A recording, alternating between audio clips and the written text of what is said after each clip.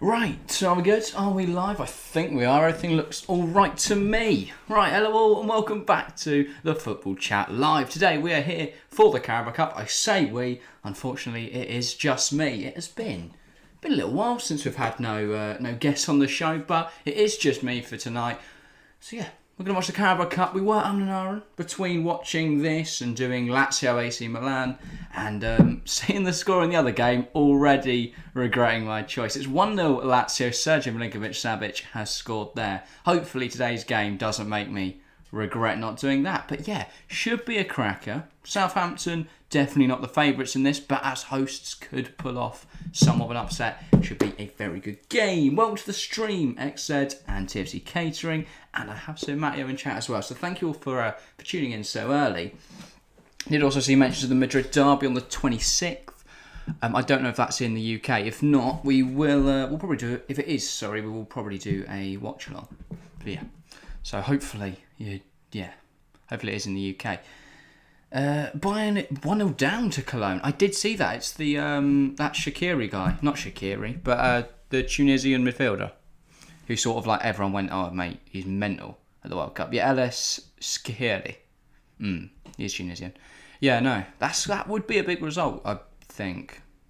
I mean, yeah, leave Leipzig 3 points behind, level on games, and leave Frankfurt 5 points behind with a game in hand. So it could open up the Bundesliga a little bit, which would be a surprise. Tend not to see that, and with Dortmund not doing anything, sort of has been Bayern's year to dominate. But yeah, a long time. It's Leon. It certainly has been. Welcome to the stream, mate. Certainly has been a long time, but welcome back. Great to see you. Feels like, got a load of people in early tonight. Last few streams, last weekend, we didn't have too many regulars, but yeah, great to see so many people in here early tonight. Take attention to tonight's game then. Carabao Cup fixture, Southampton versus Newcastle. Should be a very, very interesting game, and I think I'll start with the lineups as we usually do. Some very interesting teams. We've got two first starts for Southampton players, and it's a pretty same-looking Newcastle side. We'll start with the hosts, of course, Southampton at St Mary's tonight. Bazunu, between the sticks, the young Irish shot stopper. Flat four of Lyanco, in again at right back, Kaletakar, Salisu and Walker-Peters. It is in a pivot of Diallo, a new signing Alcaraz. He got about 20 minutes in their last game, but this is his first start. Orsic on one wing, his first start for the club. He's only got around 7 minutes for Southampton so far, I believe. And then Genepo on the other side. Ward-Prowse attacking midfield. And Sekou Mara leading the line. Very interesting team. Obviously, Mara was instrumental, as was Genepo, in their win over Manchester City that got them through to this semi-final. But yeah, be interesting to see. I think if Southampton are going to get anything from this game, it's probably going to involve them. It's probably also going to involve James Ward-Prowse. As for our away team tonight, Newcastle, it is their 4-3-3 that they have lined up with all season. There were a few interesting selections. Pipe between the sticks, as always, no surprise there. Flat four of Trippier, Sharp, Botman, Dan Burn. I would have expected a rest in there. You know, that's the same defensive play in every game. It does show they're prioritising this competition. This is a real chance at a trophy for Newcastle. There's a midfield three. They've got Joe Willock, who's been sensational this season, Bruno Guimaraes, who's also been brilliant, and Matty Longstaff. It's Sean Longstaff. It's an odd pick, isn't it? But I guess they're just putting some rotation in there. given this is a bit of a weaker competition, or at least they should be beating Southampton weaker opposition. Almer on the right, Joe Linton on the left, Wilson leading the line. It's a fairly strong team from both sides. Should be a cracking game of football. What are you guys saying in chat then to get us started here? Chelsea fan, welcome to the stream, by the way. Tottenham scraped the 1-0 win. What, on Monday night? Like, literally yesterday.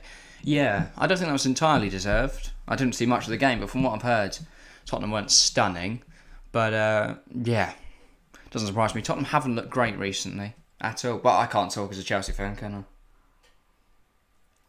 We have been woeful. Poor Schalke losing 6-1 to Leipzig. God, they've fallen off, haven't they? They're now bottom of the league. You know, a few seasons back. Well, I saw a comparison today. 10 years ago, they had Raul starting up front for them. And now today, they're route to the bottom of the league and having to head to Leipzig. It's not a great situation for Schalke, is it? One of the clubs that have really fallen off in recent years. One of those big clubs. There's a few in Germany, to be fair. You've got Hamburg currently playing in the 2 Liga.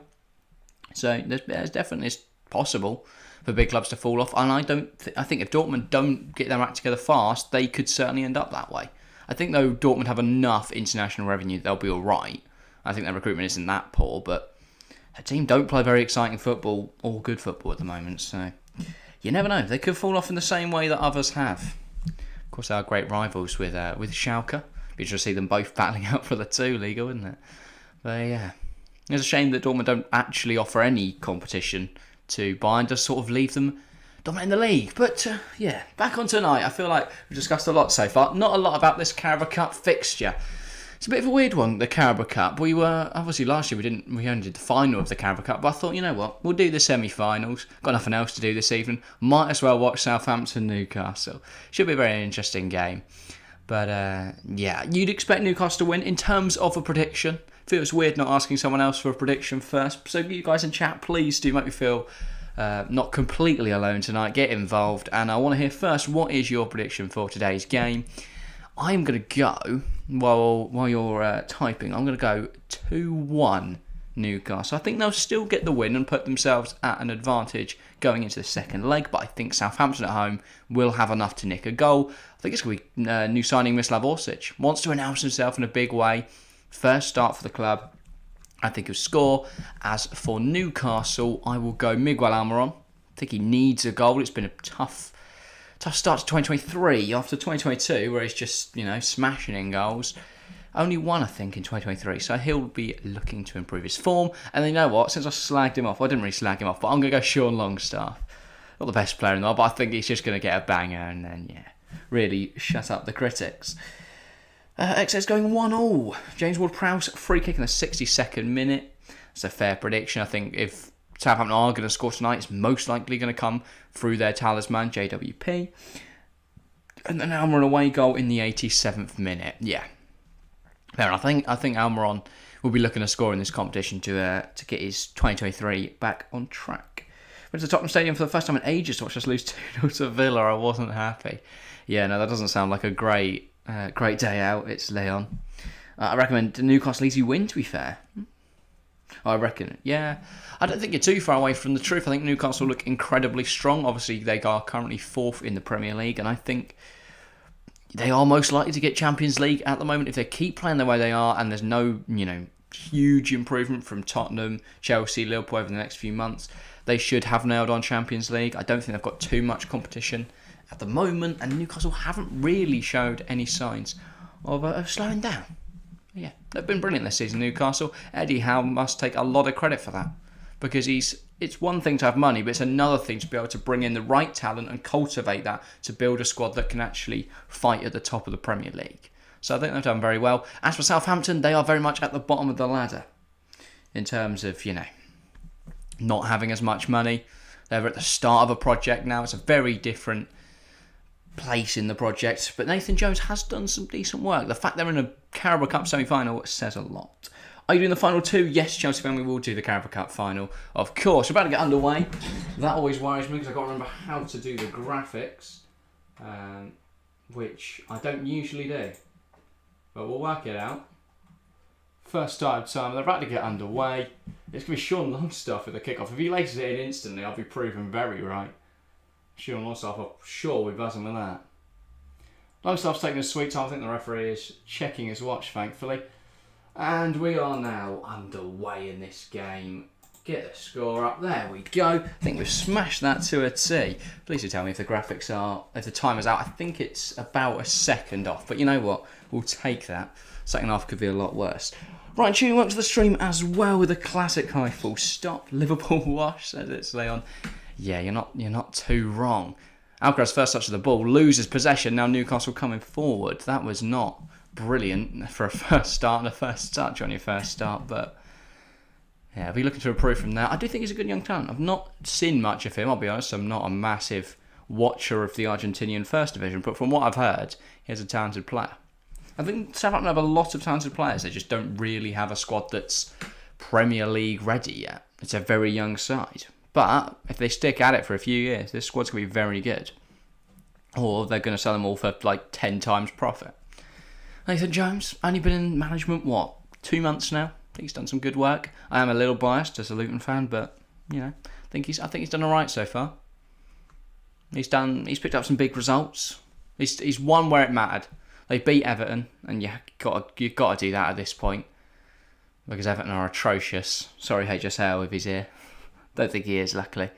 But yeah, our podcast tomorrow, look out for that. We are going to be talking about Everton, obviously. There is not a lot else that's more in the news at the moment than Everton. And of course, Danjuma Grunewald, that was an interesting situation. We've actually got a short coming out about that later today, so look out for that as well. For my take on the situation. By the way, Newcastle breaking now. It's the number 24 for Newcastle.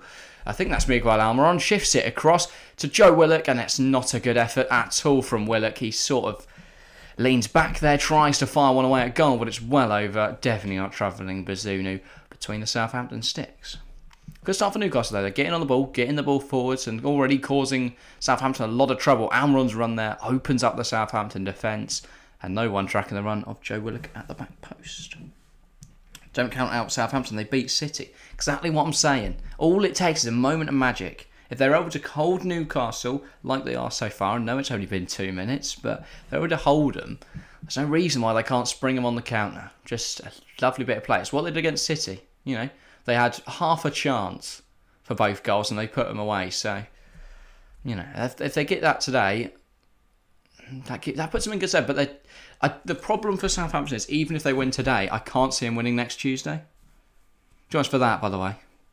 We'll be doing double up this week with the Carabao Cup semi-finals, double up next week for the Carabao Cup semi-finals, and it will just be me again on Tuesday. Harry will be back tomorrow though, so don't fear anyone that's massively missing him tonight. Newcastle with the ball in a big high area here. Callum Wilson, can he get a shot away? Shifts it to Joe Linton. Options on the edge of the box if he can find one. He's trying to go it alone. He's still held on to the ball there despite a few challenges from Southampton players. Salisu clears it only as far as Trippier. He scuffs the shot though. It falls to Bruno on the edge. Gets it out wide. Longstaff across the box. No one makes any contact with it. Southampton survive an early scare. How you doing today? I'm doing alright, Ryan Shane. A little bit stressful whenever I'm streaming alone. Got to remember how to do all the graphics and stuff again. But overall, pretty decent. Yeah. Thought Gakpo's efforts the other day were bad. Joe Willock kicks out the stadium. Yeah, Gakpo wasn't a great strike, was it? The other day against Chelsea. I just leathered it up. Lacked the composure. But yeah, Willock there, again, also lacking composure. Here's Alcaraz. He's getting his first proper touches on the ball. It's a nice drive. Gets it to Mara. Lovely turn by Sekou Mara. And he loses possession to Trippier. His touch was heavy. It was kind of zipped at him at substantial pace by Alcaraz, and he struggled to bring under control. 4 minutes in though, encouraging times for Southampton. Yes, and Newcastle have had their fair share of attacks, but they've not done too badly. Southampton. Mudryk looks very, very dangerous. Yeah, I'd agree, I said. I think he's got that spark, that switch where he can go from, you know, not doing a lot to suddenly he gets on the ball and he makes something happen. It's very exciting. Very, very exciting. His dribble against Liverpool really did deserve a goal. He was sort of unfortunate at the angle, but when he took it past a good few players, I thought, you know what, he's going to bury this. By the way, an early potential injury scare here for Fabian Schär. He's been caught by young French forward Sekou Mara in the challenge. I think it's Mara's studs into Schär's knee, and he's gone down in a lot of discomfort here. This is not something Newcastle fans would have wanted to see 5 minutes into a Carabao Cup game. Shah has been very crucial to their performances so far. This would be a big miss if he is out. But yeah, guess we'll see. He's now being tended to by the physios. Meanwhile, Liverpool found out themselves an 18-year-old Spanish Serbian that solves half of their midfield. Oh, right. Sorry, I thought that his name was Solves, but yeah, solves half of their midfield problems.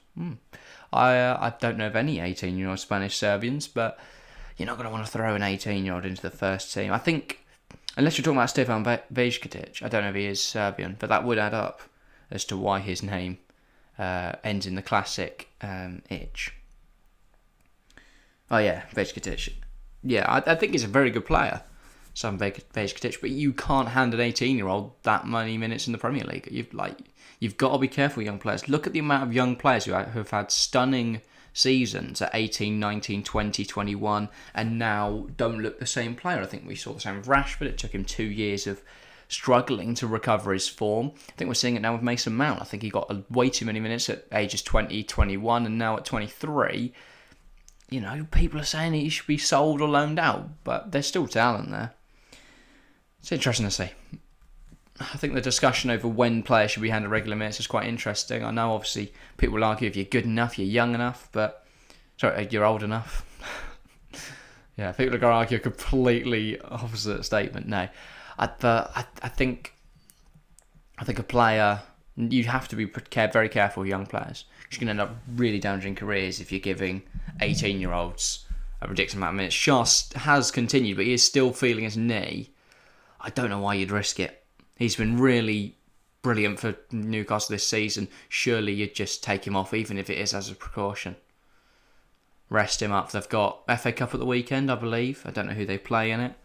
But you're going to want him for the rest of the season going forward, of course, as you make your push for Europe. I can't understand why you wouldn't bring off Shah.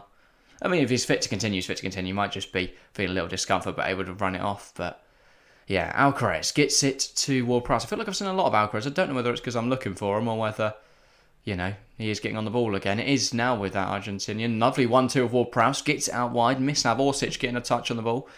And it is ruled offside, unfortunately, for Southampton. That looked promising, though. Playing some really nice football. Getting the ball about quite quickly.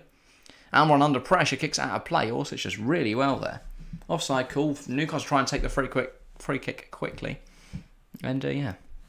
Almiron instantly under pressure from Mislav Orsic. I do highly rate Orsic. I think he's a really solid player. From what I've seen, and Almiron there does the same. Robs Salisu in possession. Almiron tries a back heel, but then the pass, it fails. Tries to pass it off, and they lose possession. Diallo gets it to Ward-Prowse. Here comes Southampton. Genepo was crucial in their last Carabao Cup game. Thought he could do something there, but he did lose possession. Diallo across to Salisu. One of their best players, I'd argue, Mohamed Salisu. Orsic tries to get the ball forward, but Willock does well there. Covering back, getting involved with his defensive duties. Lyanko moves it out wide to Walker-Peters. Lyanko is at centre-half. I think Salisu might be at left-back today. That would make sense. Ward-Prowse puts it in the box. Sekou Mara can't get a touch at the back post. Trippier deals well. Almiron now under pressure from Sekou Mara. Mara does get a touch on the ball, but gets up giving it to Longstaff. Longstaff tries to switch the play. Brilliant job from Walker-Peters there to cut that out. 10 votes on the poll and chat, by the way. So far, 50% for Newcastle. I think that's lower than I would expect, especially since it's 40% Southampton. There's a lot of confidence that the home side could get a result today. It's interesting whether that's optimistic Southampton fans getting involved in chat, or whether there is some genuine thought that maybe Southampton will get a result today. I don't know. But then, yeah, 10% draw as well. I think a draw is the most likely outcome. Neither sides really want to give too much of an edge going into the second leg. I think Newcastle can afford to be a little more laid back, considering the second leg is at home. Southampton will just be hoping not to concede, which I don't know if they've gone many games, other than Man City, to be fair, in the Carabao Cup, where they haven't conceded. So, yeah, I think that for both sides, a 0-0 wouldn't be the worst thing ever. Mara trying to put pressure on Shah. Shah whips it forward, gets to Almiron. Almiron goes down in a heap, but Southampton allowed to play on. Not a foul in the eyes of the referee. Orsic driving it forwards. Big challenge from Sean Longstaff there. Southampton looking dangerous on the counter. Ball played forward. Lyanco manages to recover. Salisu under pressure from Almiron. And does that force a turnover in possession? I think it does. Almiron's complaining to the referee. Thought it might be that about the throw-in. But no, that is a Newcastle pro. He's just moaning that he thinks that's a foul a moment earlier. Unfortunately, I can't really watch it when it's way behind you. Oh. I mean, you could put us in behind, but then your chat messages will be like 12 minutes late. Yeah. Sorry about that, because I don't know why ours is ahead. Usually ours is way behind and you've got to rewind yours. But yeah, apologies about that, Exed. Pope now moves it across to Shah. I think Shah is okay to continue. Doesn't seem to be feeling any more discomfort with his knee, and it is his right leg that manages to boot that one over the top. Wilson can't quite get a touch, and Bazunu gathers it up. Southampton now looking on the counter. Diallo gives it to Ward-Prowse. Looking for that forward ball. Has to go back. Newcastle trigger the press so effectively. Able to, as soon as Southampton get on the ball, the centre-halves are looking for those options forward, but they're swarmed instantly by the Newcastle attackers. It means that Southampton can't just play it long and hope Sekou is making that run in behind. They can't pick out Orsic or Genepo in good areas. That's part of why Newcastle are so successful with the press. And the fact they're able to play out the press so effectively, as we've seen here. Lovely 1-2 touch football, and now they're away down this left-hand side. Joe Willock, acres of space. Can he deliver the ball? It is a good delivery. Wilson, back post, tries to get a touch to it. Salisu does really, really well there to not allow Wilson to get a shot away. Almiron spins on it, gets it to Longstaff. It's cut out by a big challenge from Salisu. He's looked very impressive so far. And now Shah on the ball again. I think Southampton have dealt well so far. I thought Newcastle would look a little more dangerous than this, but Southampton have had an answer to every question that Newcastle have asked of them so far. Longstaff's down in the penalty box. I don't really know what he is complaining about, but the ball is rolled out of play. Game stopped, but I think it now will be resumed after the referee goes and has a chat with him. I think it was, yeah, he just he did get stomped on, to be fair, by Salisu when he won the ball back. I don't think there's enough in it to award a penalty, but I can see why Longstaff is complaining. It looks painful. Yeah, Salisu. A little over-eager in the challenge, but I thought he won the ball fairly. Almiron, magical player. That turn managed to open up so much space, and he managed to get it off to Longstaff, almost creating a shot at goal. Galactica and Wilson now. Love that after the replay, we just cut back to them rolling around on the floor. Don't really know what happened there. I guess the ball was played forward and they're tussling over it. Newcastle have got a free kick though. Not a bad position either. If they can dink this ball forward, could be a potential chance at goal here. Aston Villa are interested in signing Nico Williams from Athletic Bilbao as Emery rebuild Villa's attack. I saw that they triggered his release clause, didn't they? But Williams apparently turned them down, which sort of makes sense. I think Bilbao players are some of the most loyal. Like, look at Inaki Williams. He's had plenty of chances to move to other European clubs. Instead, he's played like 300 consecutive games for them or something ridiculous. He's played like 6 straight seasons of football. Never missing a game. It's mental. But yeah, and obviously since they only recruit from the Basque region, there is a strong sense of pride for playing for Athletic Bilbao. So it sort of makes sense why you wouldn't want to leave, especially at the tender age of 19. Still got a long career ahead of him. I think arguably his development is better served in a Bilbao system where he will get a lot of minutes. Whereas I think at Villa he's got to play second fiddle to Buendia and Bailey. Sort of makes sense for him to stay at Bilbao. I think they'll harness his potential better. Long's having a good time. Bolton 1, Forest Green 0. That's a fairly expected result though. Bolton are a much better side than Forest Green. At least in terms of history in that. They're a bigger side. To be honest, haven't seen much League One football. Yeah, mate's an Ipswich fan. He does update me regularly on Ipswich and Plymouth and Sheffield's Wednesday, but yeah, I don't know much about lower down. Pieface will have to wait whether his match is postponed. Oh, gutting. Sekou. Southampton coming on the counter now. Ward-Prowse gets in a good area. Alcaraz almost gets a shot away at goal. Shah does really, really well though, just to block him, and then yeah. Ball is squandered by Nick Pope, and now Newcastle come forward. Sean Longstaff.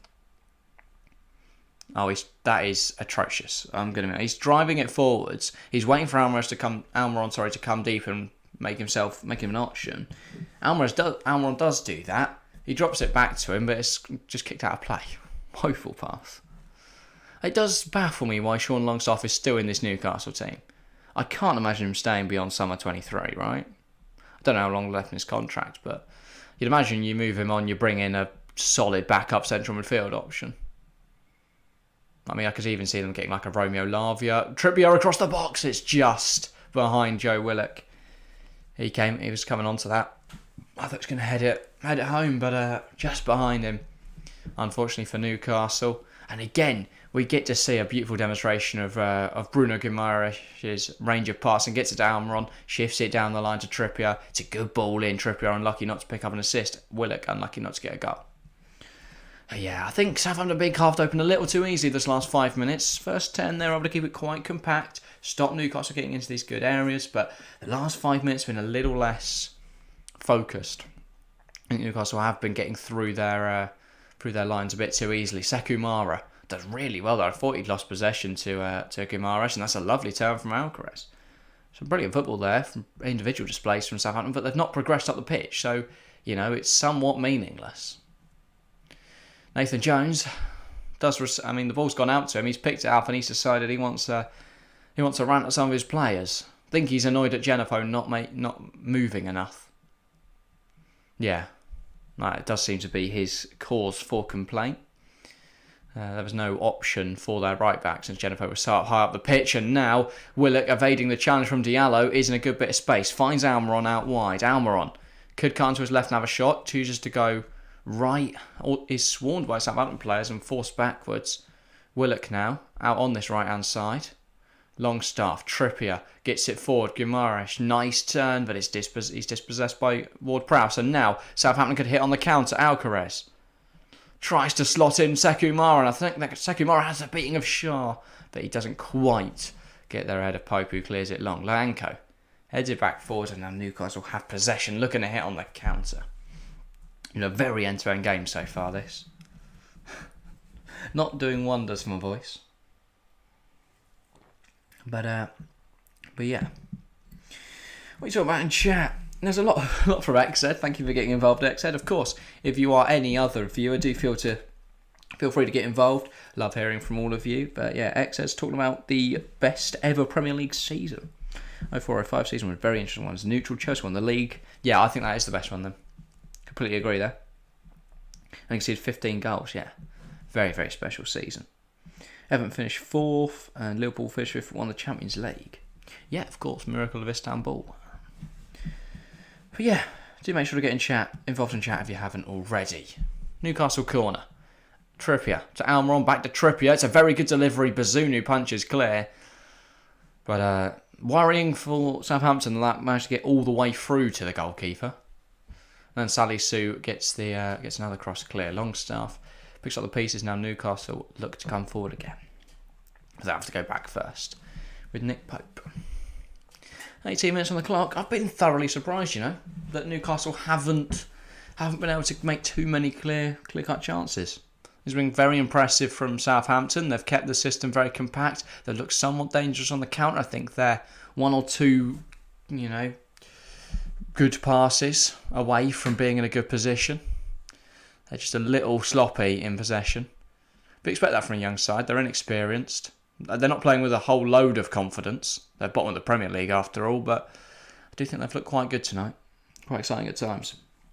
Come on, you magpies. Welcome to the stream. I'm Harry, the Liverpool fan cheering on Newcastle tonight. Where is Harry? He is at football, as he always is, on Tuesday nights. You can get used to this. It'll probably be me for a lot of Champions League streams this time of year. We've got this week. It's just me then next Tuesday as well.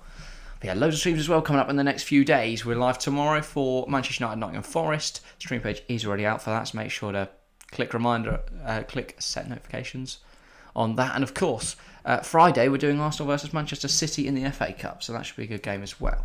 So a lot of games this week. And then on Sunday we're watching a bit of the Serie A with Napoli-Roma, so join us for all of that.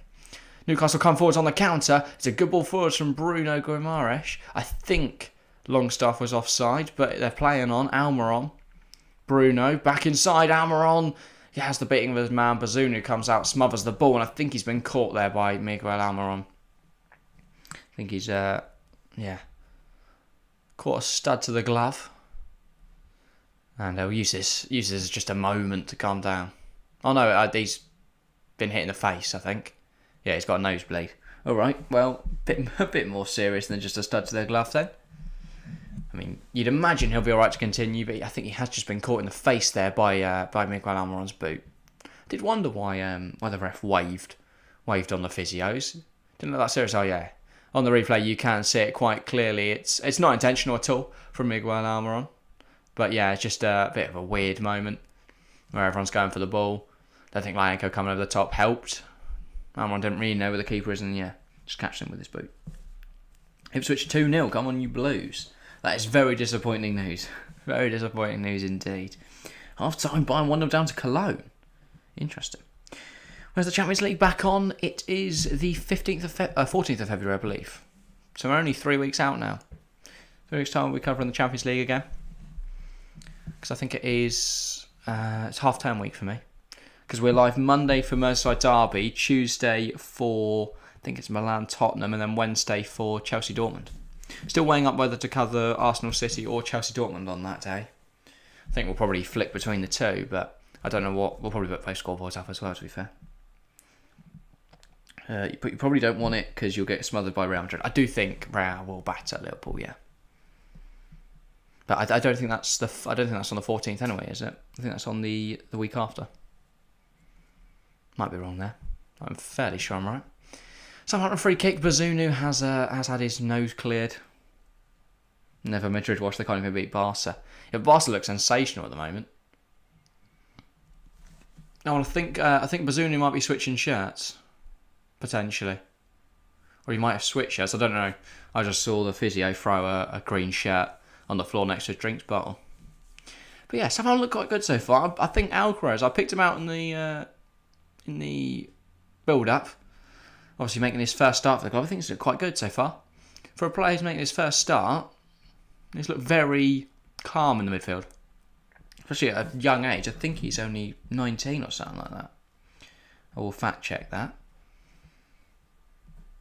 He's 20. Wasn't too far off. But yeah, for such a young player, he looks very mature. He's very good at carrying that ball forwards from what I've seen so far. He's a very competent passer for a DM. You know, tends to see DMs brilliant at picking that ball out over the top, but not great when it comes to that one-touch, two-touch stuff. Also, it's driving the ball forwards there is dispossessed and it's cleared. I feel that is the problem for Southampton is they're getting the ball in some decent areas. They don't know how to progress past that final line of the Newcastle defence. They don't know where to go, and Newcastle seem to have them covered so far. Fewest touches this match. Mislav Orsic only 4. Genepo as well only 6. I think that's showing what a great job both fullbacks are doing at completely marking these wings out of the game. I mean, Nick Pope's had double the touches of Orsic and another one after that. My maths failed me there. For some reason I thought 9 was double 4. Anyway, Newcastle coming forwards now. Joe Willock. Looks very good on the ball. Joe Willock gets it to Burn. Burn back to Willock. Currently Liverpool's better than the best Madrid team ever. That is the worst take I think I've ever seen you say I am, Harry. And that says something. You come up with some absolute waffles sometimes. But yeah, Newcastle just moving the ball around the back.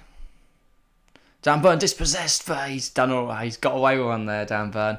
Genepo got a touch on the ball, but he didn't quite win it, and Dan Burn's managed to shift it across to Botman and got away with that one. But just show Newcastle aren't completely, unstoppable. Here's Willock. Received the ball from Joe Linton. Now he gets it into the box. Lyanko, that's a massive header because that ball was going straight to Callum Wilson in the 6-yard box if he didn't get there. Bruno wins the ball in the air. Force of Genepo. I don't know what he's doing. He keeps faking out Willock. I think he's trying to win a corner. I think he's been successful in that. And I believe he has. Either that or he's just walking away from the corner for no reason. Yeah. Genepo. I think he's quite an interesting player, Genepo. He's had some stunning games, but he's also had some mediocre games. He's not consistent, really. Look at like his performance against City in the last round. Sensational, but he's played like 4 or 5 brilliant games for Southampton. That, of course, the most recent springs to mind most easily. But yeah, he's just not consistent enough to be a quality Premier League player. But he's got that talent there. He's just never really shown it. Yeah, it's a bit of a shame. Clearly a talented player. The referee did get in the way of the ball there, and Southampton not really happy about it. Or Newcastle aren't, I don't think. I don't know. Oh yeah, Southampton are claiming that it's their ball. I think the ref wants to give it Newcastle's way, which I'm a bit confused about, because Southampton had possession, they tried to play it back, the ref got in the way, and now Newcastle have possession. But Southampton still kept possession after the ref touched it. Bit of an odd one, that.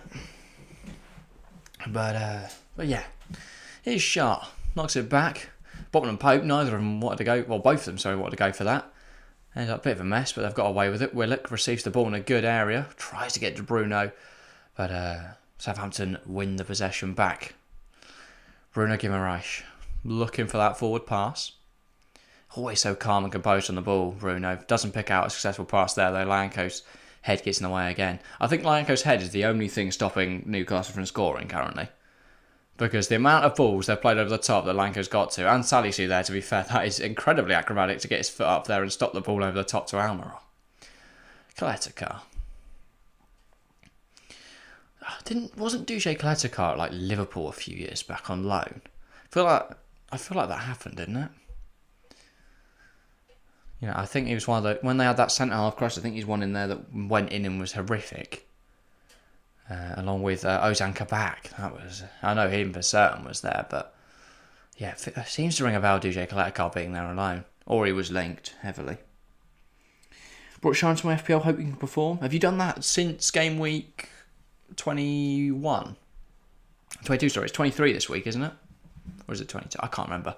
But yeah, if you've done that ahead of next weekend's games, you're a muppet. Because obviously this weekend we've got FA Cup. And there's Carabao Cup fixtures in both midweeks, so that is, yeah, that's risky. Oh, Botman under pressure there from Giannapo. He's got away with it, and Burn now. That's the thing, even if Southampton do apply that press, and they manage to put in a challenge, seemingly Newcastle always come away with the ball. That's a poor touch from Alcaraz, and now Newcastle can attack down this right Almiron in a bit of space. Kaletakar gets across. It's a terrible challenge from DJ Kaletakar. I think that's going to be a yellow card.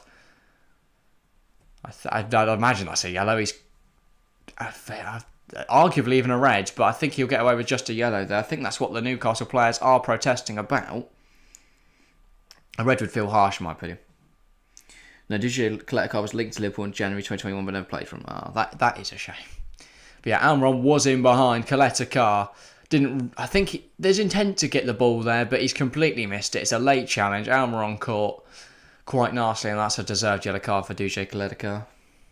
It's another free kick in a good position for Newcastle. That was a malicious but necessary challenge from Kaletakar. Well, malicious is the wrong word, sorry. That would imply he intended to cause harm, but it was reckless. And Almiron is now down. He is going to receive some treatment from the Newcastle physio, who must be knackered at this point. He's run on there like 3 times now. In fact, I think the physios of both teams have done more running than Giannapo has. So the physio, obviously the Southampton physio had to go on for Bazunu. And the Newcastle one's been on there for Shah and now Almiron, and I think there was another occasion that I can't quite remember, but yeah. Physio's putting in a lot of work tonight. And that is the problem with having so many games. Obviously, Newcastle, fortunate not to have European football, I'd say. That's going to aid them in their hunt for Champions League. And Almiron is walking quite tentatively on that foot. I think he is feeling some pain. I don't know whether Newcastle will err on the side of caution here, but he does not seem to be walking fine. Equally, he looks to be wincing. I don't know if he'll continue here, Miguel Almiron. This would be a worry. I know a lot of people with Almiron in their fantasy teams who will be very worried right now. Doing an Ipswich. Very impressive. Playing very well. That must only be at half-time, or not even at half-time, only 30 minutes in. I think it was an 8 o'clock kickoff. Trippier.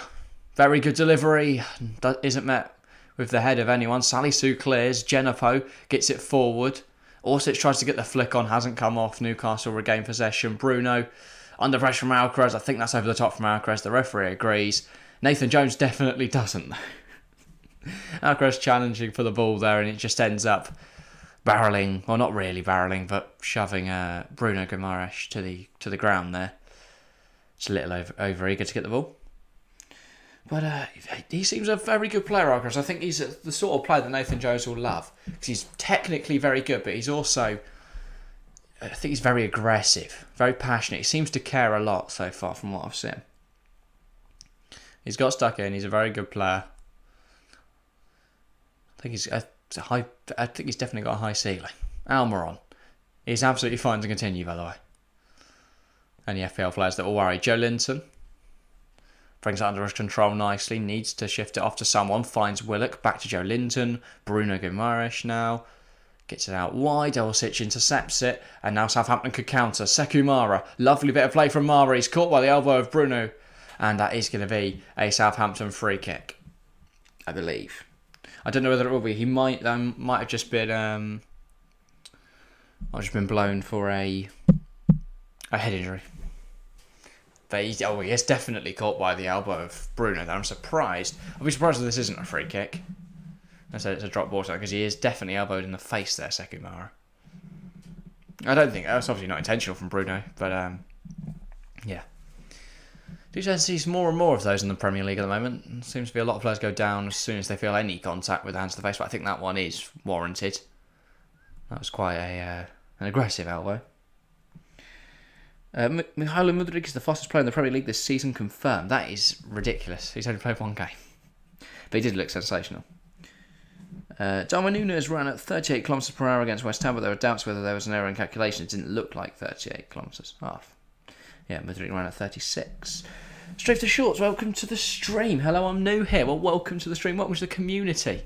Always love seeing new viewers. But yeah, Newcastle getting in behind here. Joe Linton finds Almiron, and he can't quite get a shot away, and now Southampton could break again. But yeah, welcome, Strafter.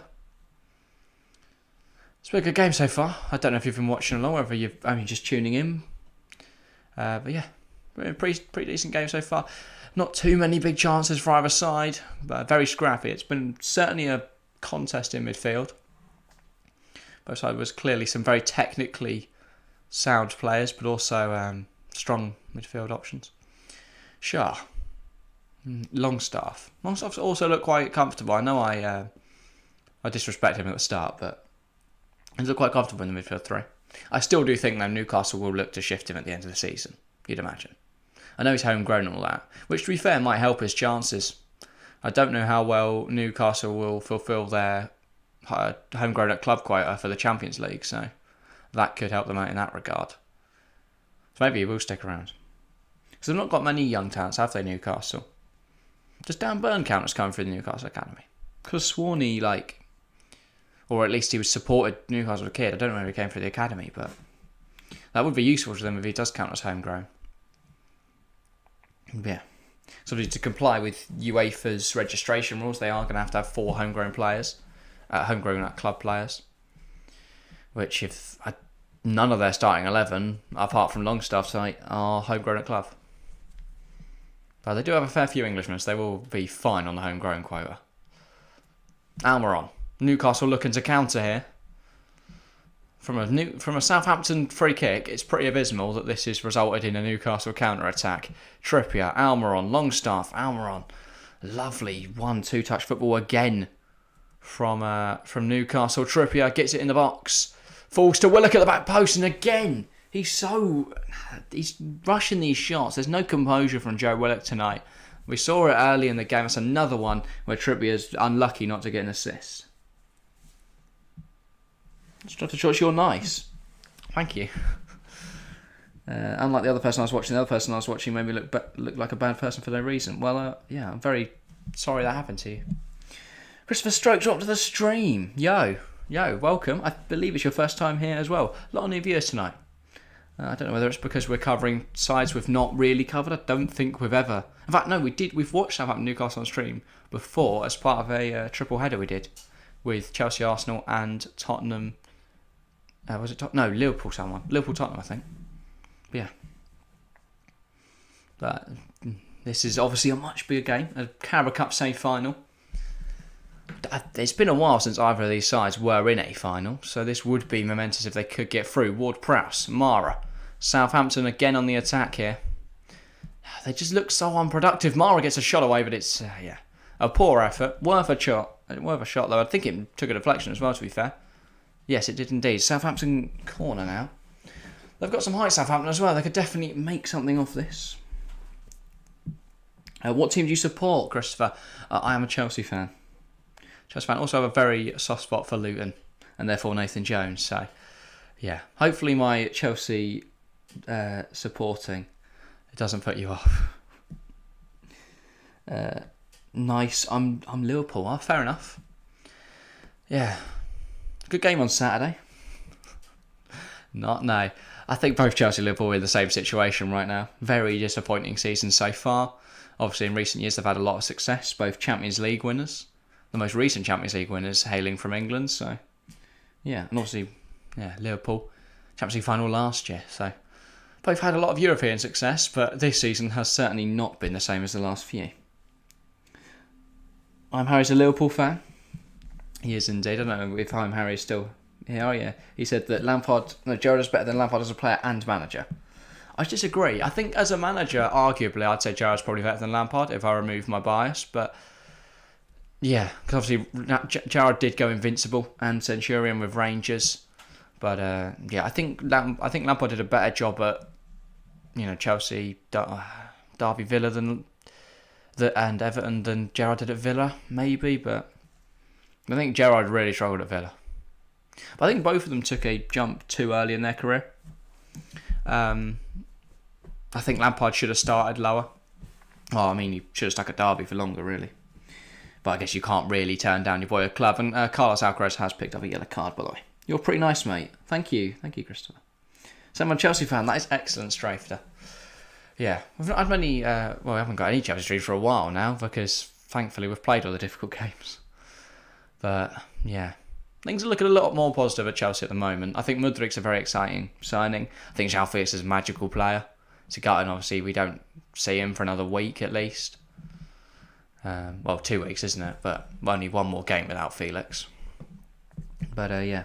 And Noni Madueke as well, I think is a very exciting player. I'll be interested to see how he fits in. I don't know how it all works now, but in terms of our attack, 'cause we've got about 9 players to play 3 positions. 4 positions, I guess, if you play with an attacking midfielder.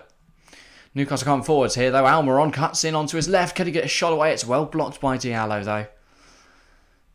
Now they could counter here, Southampton. Diallo driving it out of defence. Plays that ball down the line. Finds Sekou. Doesn't quite. It's a good interception, actually, from Fabian Schär. So this is the issue. Southampton, again, just can't find Mara with these balls forward. Newcastle just look too strong. I'm in love with Mudryk already. Yeah. He gives me... I don't have to say about Felix, to be fair, but he gives me very Hazard-esque vibes. Just the way he's able to pick up that ball and just create something out of nothing. It's a very exciting player. My only concern is that every team needs those players, those sparks, but he's having Nkunku, Felix, Mudryk, Madueke. So that's just having too many of the same profile. Interesting. I don't think, obviously Madueke and Mudryk are very different profiles, but they can do a similar thing. I mean more with Felix and Nkunku. They're quite similar players. Very interesting. And obviously Havertz as well. Willock gets a shot away. It falls to Almiron. Joe Linton. It is in the back of the net. Is it offside? I think it is. I think that will be offside. Newcastle have got the ball in the back of the net, though. I'll wait before doing the graphic. I've just subbed. Thank you very much, Christopher. Yeah. We recently hit one... Well, not recently, I said 2 months ago now, but yeah, slowly gaining the subs. Thank you very much for subscribing. We are now only 2 away from 1.14k. So yeah, very appreciate everyone who has subscribed. Welcome all the new viewers. It's great to see some new viewers in chat today. But yeah, just interested to see. Apparently handball is what's being argued here. Obviously VR is in operation. We're not in the FA Cup, and we're definitely not in non-league. I want to see a replay though. Does it hit Joe Linton's arm? I think it does. It hit No, it is Joe Linton at Foster, isn't it? I think it's his side. Be interesting to see. Don't think there's been a verdict yet. Oh, I don't know. It's very close. It's hard to see from that replay. We're going for pacey players, which is all right. Yeah, and I think it's good if we're going to play a counter-attacking system. But we should be able to create chances, though, with the players we have from any sort of situation. Don't think we're only going to play on the counter. There is no goal, by the way. VAR check seems to be complete. It does strike Joe Linton's arm before he puts it in the back of the net. So I've got away with one there, though, because they did get opened up once again by Newcastle, and they didn't deal well enough with Willock's shot and the spillage from Bazunu. So, yeah, lucky there that it did hit Joe Linton's arm. Flashbacks with Hazard and Mudryk, yeah. So, that link up with Conor Gallagher, who actually looked alright again on Saturday. I've not been massively impressed by Gallagher this season. I thought he'd be a lot better. Obviously, look at him last season. He looked absolutely mint at Crystal Palace.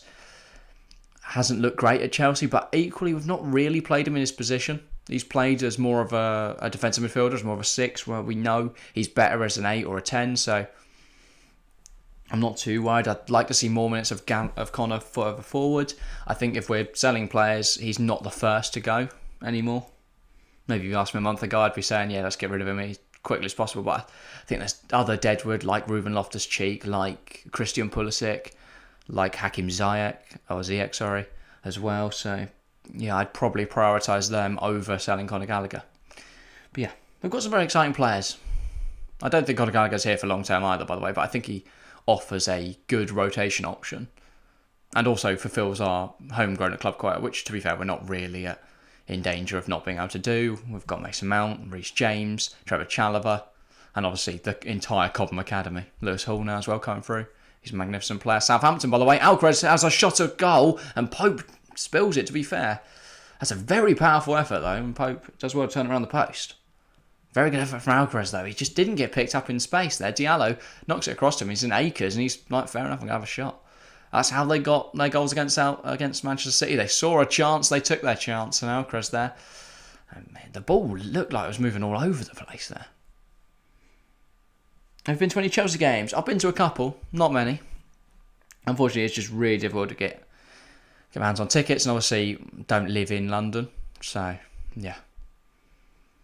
Not too far away though, but yeah. It is difficult to get tickets. And obviously, if we went to a Chelsea game, how would we stream? You know, quality games. But yeah, Joe on the ball now. Willock loses possession, and now Southampton coming forward. I am hoping though that that Chelsea do rebuild their stadium, because that will mean that one, the capacity will increase at Stamford Bridge, but also will move to Wembley for apparently 5 years. Which some Chelsea fans are like, oh, I've gutted, want to be at the Bridge. But as someone who, it's much easier to get to Wembley for me, and also you increase the capacity by double. So there's a much greater chance to be able to watch Chelsea games. So I'm sort of hoping they go to Wembley. I know that'll probably be controversial amongst Chelsea fans, but yeah. Gallagher will leave in the next 2 seasons. Yeah, you're probably right.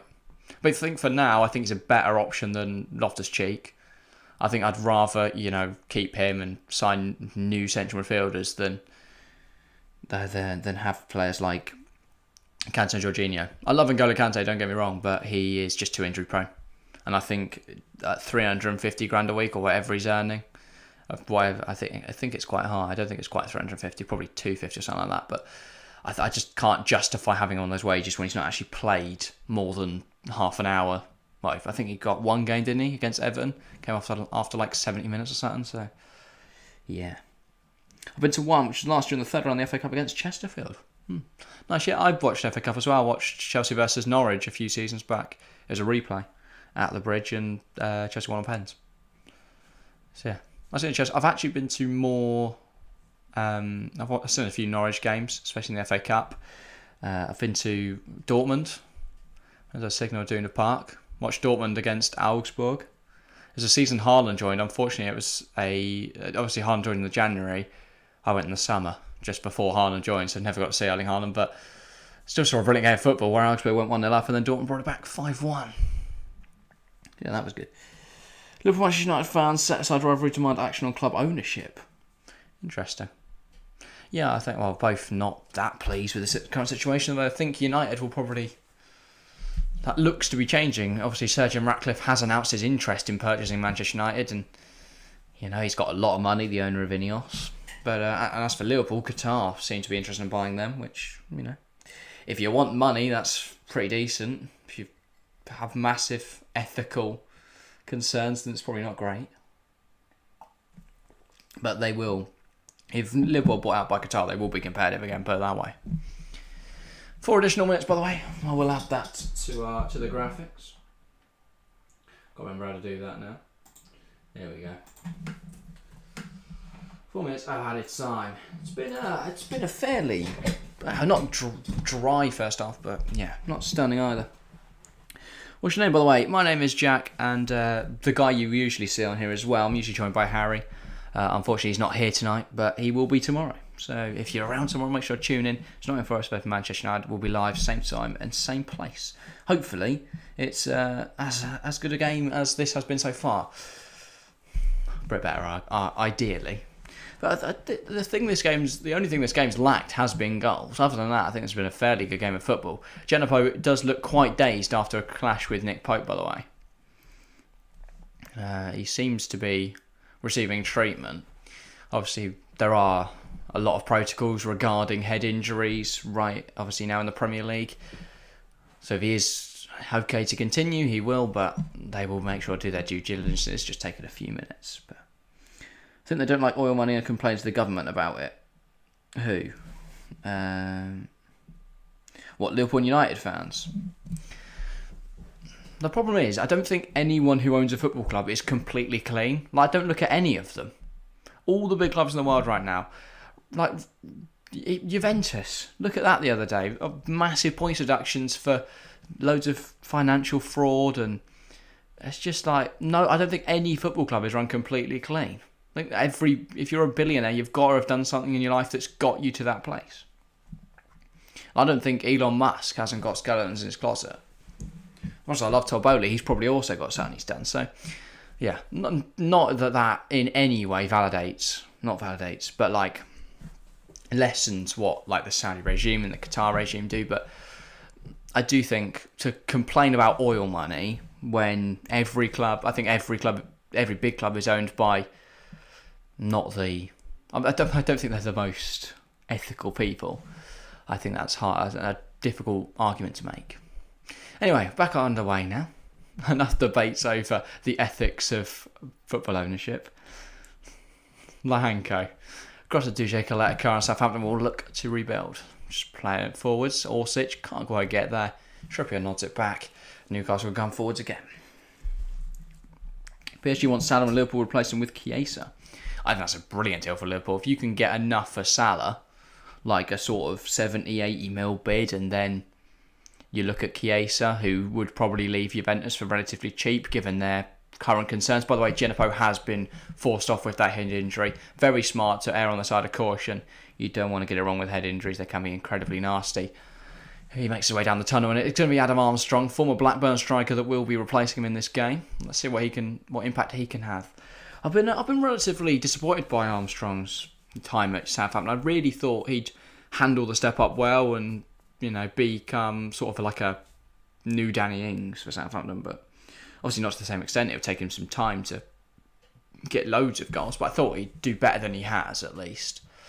And that's a very good challenge for Armstrong, and now Southampton could break. Walker-Peters bringing it forward, looking for passes. He hasn't really got many options. Finds James Ward-Prowse out wide, though.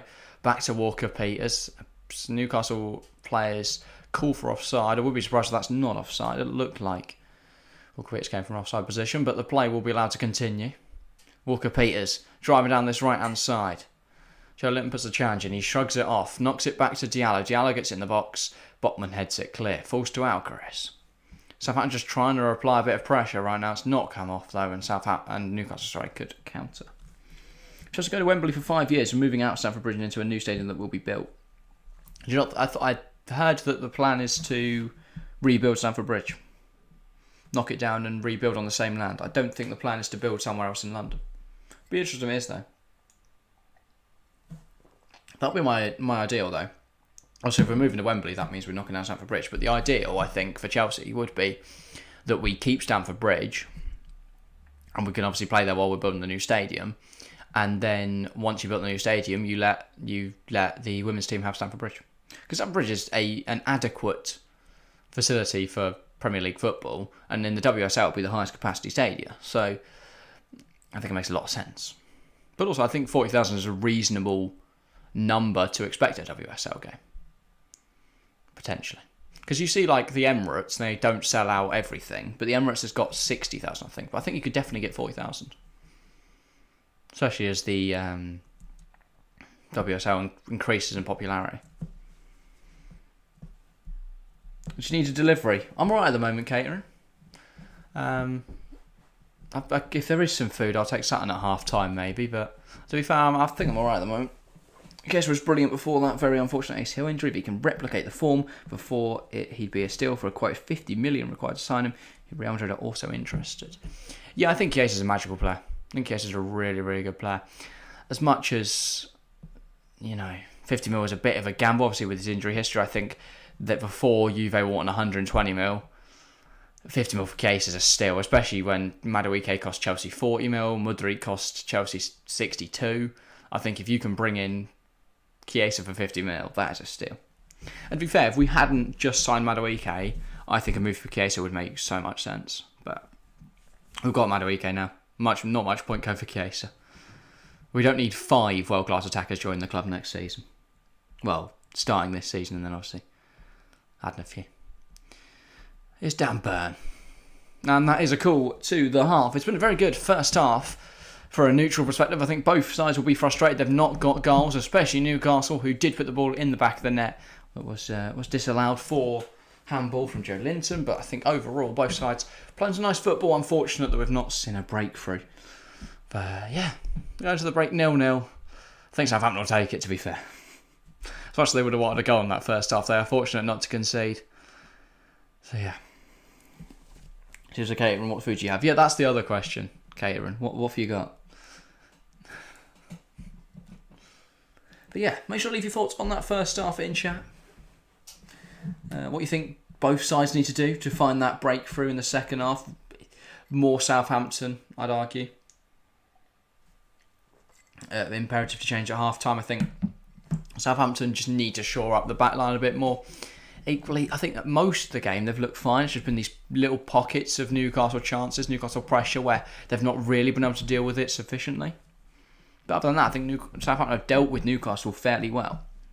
The fact you're holding 4th in the league to a 0-0 draw after 45 minutes is fairly decent, but yeah, that could all change very quickly in the second half with a bit of complacency. So it'd be interesting to see what Nathan Jones is saying to his players. I think he might obviously use that game against Manchester City as an example. Obviously, that helped. They were 2-0 up going into half-time. Just very stunning. But yeah, they've not got that fortune today, but I don't think it's impossible they win this game, Southampton. And chat, what do they think? Well, it did look very close early on, but after 25 votes, 68% of you think that Newcastle are going to win today. 28% have gone Southampton, and just 4% go for a draw. Draw gets so disrespected, I swear. Draws aren't as rare as chat seems to vote for them as. The Madrid deal financially is very similar to the Darwin Núñez deal. Everyone says that it cost 100 mil, but it was actually 64 mil plus add-ons. Well, the Madrid deal isn't even 100, is it? It's 100 million euros if all the add-ons are triggered, but it's 62 million pounds up front and then a further 20 mil in performance-related add-ons. Whereas I believe the Núñez deal does equate to 100 million pounds, and I don't know about the bonuses. They may not be performance-related. Cookies, brownie, flapjack. Yeah, go on then. I'll have some. That sounds nice. Thank you for the food delivery. Cheers to Karen. Well, when it gets here, obviously. I didn't watch the first half. That's right, XZ. You listened to my excellent commentary, so you'll know exactly what happened. If Southampton score that, it's massive. Haven't really got a chance at St James's Park. Yeah, I think they'll struggle. I think they'll struggle to score. But they've got a chance of scoring. I don't think they're completely out of it, but yeah. That's the only one who voted draw, I think. Probably were, XZ, yeah. The thing is, obviously, when you're voting, you immediately think, oh, who's going to win? and then just vote for one of them. I don't think many people will go, oh, it's going to be a draw. So it is the most boring option in football, isn't it? I guess. You don't get a decisive outcome. Obviously, we've seen some brilliant draws. For example, I was about to say Arsenal United there, and forgot that Arsenal obviously got a late winner, but terrible example. TSC Catering goated. You know what, I'm Harry? That's the first good take you've had. TSC Catering are better than everything else. I only like flapjacks and only certain types of flapjacks. You only like certain types of flapjacks? What do you mean by that? Like, what are different types of flapjacks? It's just oats and butter. I guess, you can stick other things in them, like almonds, I think. I don't know, I've seen some, poppy seeds. No? I don't know. My flapjack knowledge isn't quality. But yeah, maybe I'll try and improve my flapjack knowledge. But yeah, other thoughts from the first half. I think Newcastle will be, as I say, frustrated not to have scored. I think they've looked really, really good. Able to put the pressure on Southampton throughout that first half. Obviously, they did have the ball in the back of the net. I think also they'd have had a ball in the back of the net a few more times if Joe Willock was able to keep his head down when he was shooting. But yeah, oats and butter and nothing else. What? Like sugar, I guess, flapjacks? I don't know. Oh. Me and Jack both have dead flapjack knowledge. You know what? Yeah. Have we got any flapjack experts in chat? I don't know. I've never made a flapjack before. Maybe I should try. I'll try and make a flapjack. I don't know when. I need it on stream. Maybe this Saturday. I've not got a lot on Saturday, so maybe I'll make a flapjack and then try and bring one on stream Sunday. That actually sounds like a plan. If I remember, I'll make a flapjack Saturday. I'll eat it on Sunday. But yeah, on to the 12th foot watch. You'd expect some Southampton Newcastle analysis instead of just discussing flapjacks. But yeah, City going surely a flapjack expert. You would expect so. We're going to see this disallowed goal. I think it is rightfully disallowed. But it still looks to me like it doesn't hit his arm. But the camera angle is horrific. Actually, well, when they slow it down on Sky, that does strike his arm, to be fair. Yeah, rightfully disallowed. Joe Linton claimed it his side. He's a waffle merchant. But, yeah. Southampton, though, I think if that had gone in, this is the thing, though, with VAR. Again, as much as when you review it, it has struck his arm, Southampton couldn't have had any complaints, really. They sort of deserve to concede. And I don't know if anyone did actually call that out as a handball. You'd imagine so. You'd at least try it, even if it didn't hit his arm. Alcaraz does, to be fair. And so does a few other players as soon as it goes in. Oh, we've got some food. I don't know who's delivering it. It might be Harry's catering. Hang on. If you just stick it on the cup. What are you doing? Thank you. I've got a lovely assortment here. Thank you for the delivery. Joe Linton's a drink drive merchant. Yeah. What is going on with that? Joe Linton's drink drive incident. I know obviously there's like a court date and stuff, but yeah, other than that, I've not heard much about it. Sort of, it was announced and then he was just playing again. But yeah. If Tony's allowed to play after committing like 200 betting offences, again though, that's not illegal in, that's not punishable in, I don't know what I'm trying to say. But it's not like illegal, is it, to bet? It's just against the FA rules. Whereas it is illegal to drink drive. That's not just an FA thing. Imagine if it was. The ridiculousness of, you can't drink and drive if you're a footballer. But if you're normal, you're allowed. That would be a strange world. But yeah. Hans is a tapping merchant. XZ, man. I just disagree. Because I think the tapping merchant is sort of disrespectful to Haaland. Like, he's got in that position. Yes, it might be an easy chance to put away, but he still put it away. And some of the goals he scored have been ridiculously good. Oats, sugar and golden syrup is how you make flapjacks. So no butter. I could have sworn there was butter in flapjacks. I like waffling. JUP is a free kick merchant. Now that is one I agree with. I think Ward Prowse, I think he's a decent footballer, but overall, he wouldn't be rated nearly as highly as he is if he didn't take free kicks. But yeah, Ronaldo's a penalty merchant. That one's a waffle. Last few years, yeah. But...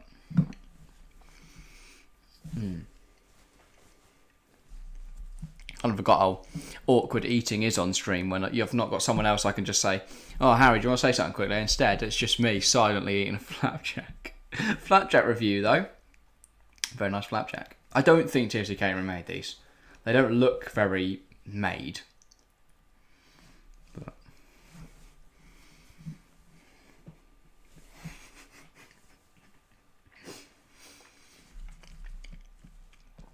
yeah, do stick some thoughts in. This is going to be awkward meeting. I'll try and still talk, but yeah, make sure to stick your thoughts in on that first off. There's not too much to talk about, really, though, is there? Like, Newcastle will be disappointed they're not winning. Southampton will be happy they're not losing. That is about the be-all and end-all. 3 men arrested for alleged homophobic chanting at Liverpool-Chelsea match. Some fans, yeah, it's way too common now. Obviously, that has been a discussion over the last few years, actually, that the Rent Boys chant is homophobic, and yeah, still, I think it is mainly Liverpool fans, though. Obviously, they were chanting it at Billy Gilmour. It was during when he was at Norwich. They chanted it at Frank Lampard, I believe, when he was at Everton. It does seem to be the Liverpool fans still caught up on the chant, but yeah. I think at the FA, obviously, there you're seeing some arrests made. I just got a message from Harry as well to change that sign graphic. Yeah, you make a good point. Harry. Wait, is it set to... Oh, half time? Yeah, it is. Alright, there we go. Sorry about that. Again, graphics, I always forget. But yeah, thank you, Harry, for keeping me updated. But yeah. 26 votes down the podcast, 69% Newcastle. I think that does demonstrate how the game's played out so far. I think Newcastle do look much stronger as a team, but yeah, I still think Southampton have a chance in this game. Whether they'll actually be able to make good on that, I don't really know. We'll see. Basically, every Liverpool match, the Liverpool fans complain about Hillsborough chants in the away end. That is the issue, though, obviously, isn't it? They can always go, well, people make chants about us, so yeah, kind of balances it out. Yeah, basically, again, two wrongs don't make a right. So I don't think that justifies the chanting in any way. I don't think you're implying it does, exit, but yeah. Although I don't think it does at all. But yeah, I think we should just bin off all bad chants, in case that wasn't obvious. And yeah, that was today's game, though. Again. Alcaraz, you know what? We'll talk about Alcaraz. He's been a very interesting player. I think, I've not seen much from him before. He comes highly rated out of Argentina. I think he's had a really solid game. It's his first start for the club. He's been regularly involved. I think he gives me Kovacic vibes, but a little more bitey. He's got a bit more of a... I think Kovacic sometimes a little too weak in the challenge. Obviously, sometimes he goes over. Actually, no. I think he is literally Kovacic, but Argentinian. You know, he looks very good at driving that ball forward. Sometimes his final ball is lacking a little bit. Does love an effort from range, seemingly. He's already took one shot, and obviously we're seeing Kovacic. I think every goal he scores comes from either, 40 yards out, or he hits it on the volley against Liverpool from the edge of the box, or something like that. It seems Alcaraz is another screamer merchant, similarly to Ruben Neves. Ruben Neves absolutely loves a screamer. He's never scored a bad goal. It's either a penalty, in which case, fair enough, he takes pens. But yeah, I also feel that the disregard for penalties as goals is a bit odd. As much as it's a lot easier to score from that position, you still got to score the penalty, haven't you? There's a lot of pressure on, and to be able to score penalties that consistently, like people will say, "Oh, Harry Kane, if you take away his penalty, he scored about 2 goals ever." And it's like, well, that's pretty impressive in itself that he's able to so consistently score penalties. But yeah, I think it'd be very difficult to take. I think most people, if you put them on a Premier League football pitch and tell them they've got to take a penalty in front of 40,000 people, either holding their breath or calling you a wanker, I think you're probably going to struggle to bury it. If everyone's being honest. But But yeah. If anyone else has any other thoughts on the first half? There's not a lot to talk about. In terms of changes for the second half, Newcastle, I think, obviously wants to keep it the same. I'd maybe consider bringing off Sharma or Almiron. Who've both gone down. You just want to protect against them being injured. As for Southampton, I don't know what you change. I don't look at the Southampton bench and go, oh, this really inspires change if you make that substitution. Let's have a look. Who have Southampton got on the bench?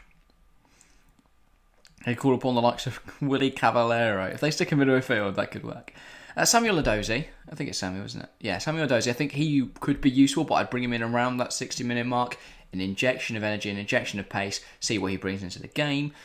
Che Adams, he doesn't add anything. Ironic. But Che Adams, that was terrible. I'm sorry. But yeah, I don't think bringing him on changes the game. I think Sekumara is a better player. I think his movement up front is a lot better. I think that Che is quite often quite static. Romeo Lava as well is a fantastic player, but he's not going to change a game. Mohamed El Yunusi could come on. I think it's odd that they brought on Adam Armstrong on the right rather than El Yunusi. I think El Yunusi is a better player than Armstrong and also a better winger, much better winger than Armstrong. But yeah, I guess they just thought Armstrong would add what they wanted in the game, which is fair enough. I'm going to try a brownie now, so apologies for the moment of silence on stream.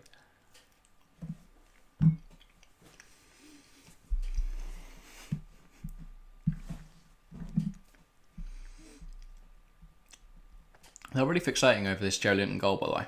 Sky, I don't know why. It quite clearly strikes his arm. Real Madrid offered Marco Asensio a new contract according to Marca. That's baffling to me. Like, Real Madrid just hoard these meh players for years. Like, they've had loads of talent when they're young, and then Real Madrid are given like 2 minutes ever, and then they just hoard them. Obviously, injury problems and that have affected Asensio and Isco and that, but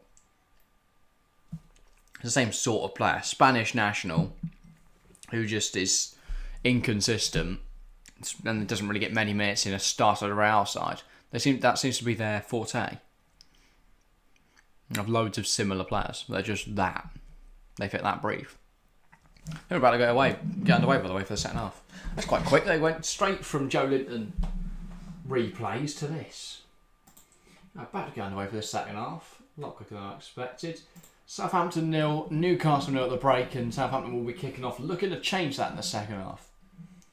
But I thought Southampton kicked off the first half, and then I remembered it was Sean Longstaff who started the first half. It's Ward Prowse gets us underway in the second half, and it's Southampton who try and immediately attack with this pump it long tactic. Again, reiterate it every week, but I've never seen that work. Like, bar, I think PSG, and what was the small club that did it? Not small club, that's disrespectful. Less well-known team. They were an English league club. Football league club. I don't think they're in the Prem. Basically, they did it, and then they were like, "Oh, PSG stole our tactic."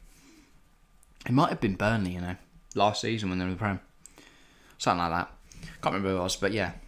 If you do remember, it's a very niche thing. But if you do remember which club PSG stole the pump it long tactic, and now every club uses it, just to tell us. Well, basically, after kick-off, they just send loads of players forward and try and get a goal by just sending it long. Again, not very imaginative. I've only seen it work twice in the two examples I've listed, but yeah. Here is Shaw on the ball. Again, does come out for the second half, despite going down early in the first half. Seems absolutely fine now, but yeah, interesting that they're still risking it. And that's Dan Burn being dispossessed. Here's Adam Armstrong. Can Southampton make something of this? Armstrong, nice movement. Can he get it into the box? It falls to, it doesn't. It almost fell to Alcaraz. It went past all the attackers, and Newcastle could now counter. Willock gets it to Almiron. Salisu looks like he's going to bring him down, but he can't because Almiron's got away from him now. This is brilliant from Miguel Almiron. The Paraguayan driving forwards. It's falling to Kier. I thought it was going to fall Kieran Trippier. I expected him to be running onto the ball. Sean Longstaff instead, and unsurprisingly, it's well over the bar. But yeah, positive signs from Newcastle. Getting that ball forwards. And Salisu really couldn't deal with Almiron's pace there. He was able just to get that ball forwards, able to drive at him, and then, yeah, struggled. Overall, they have kept Almiron relatively quiet, though. Which, to be fair, not many Premier teams have been able to do this season. Very good player, Miguel Almiron. You can see it when he's playing at Atlanta. Atlanta. And now he's proven it in the Premier League. It took him a while to get going, I'll admit. But he is now playing some very, very good football. And to be fair, I don't really see a step up for him now. Because Manchester City, you can get less minutes.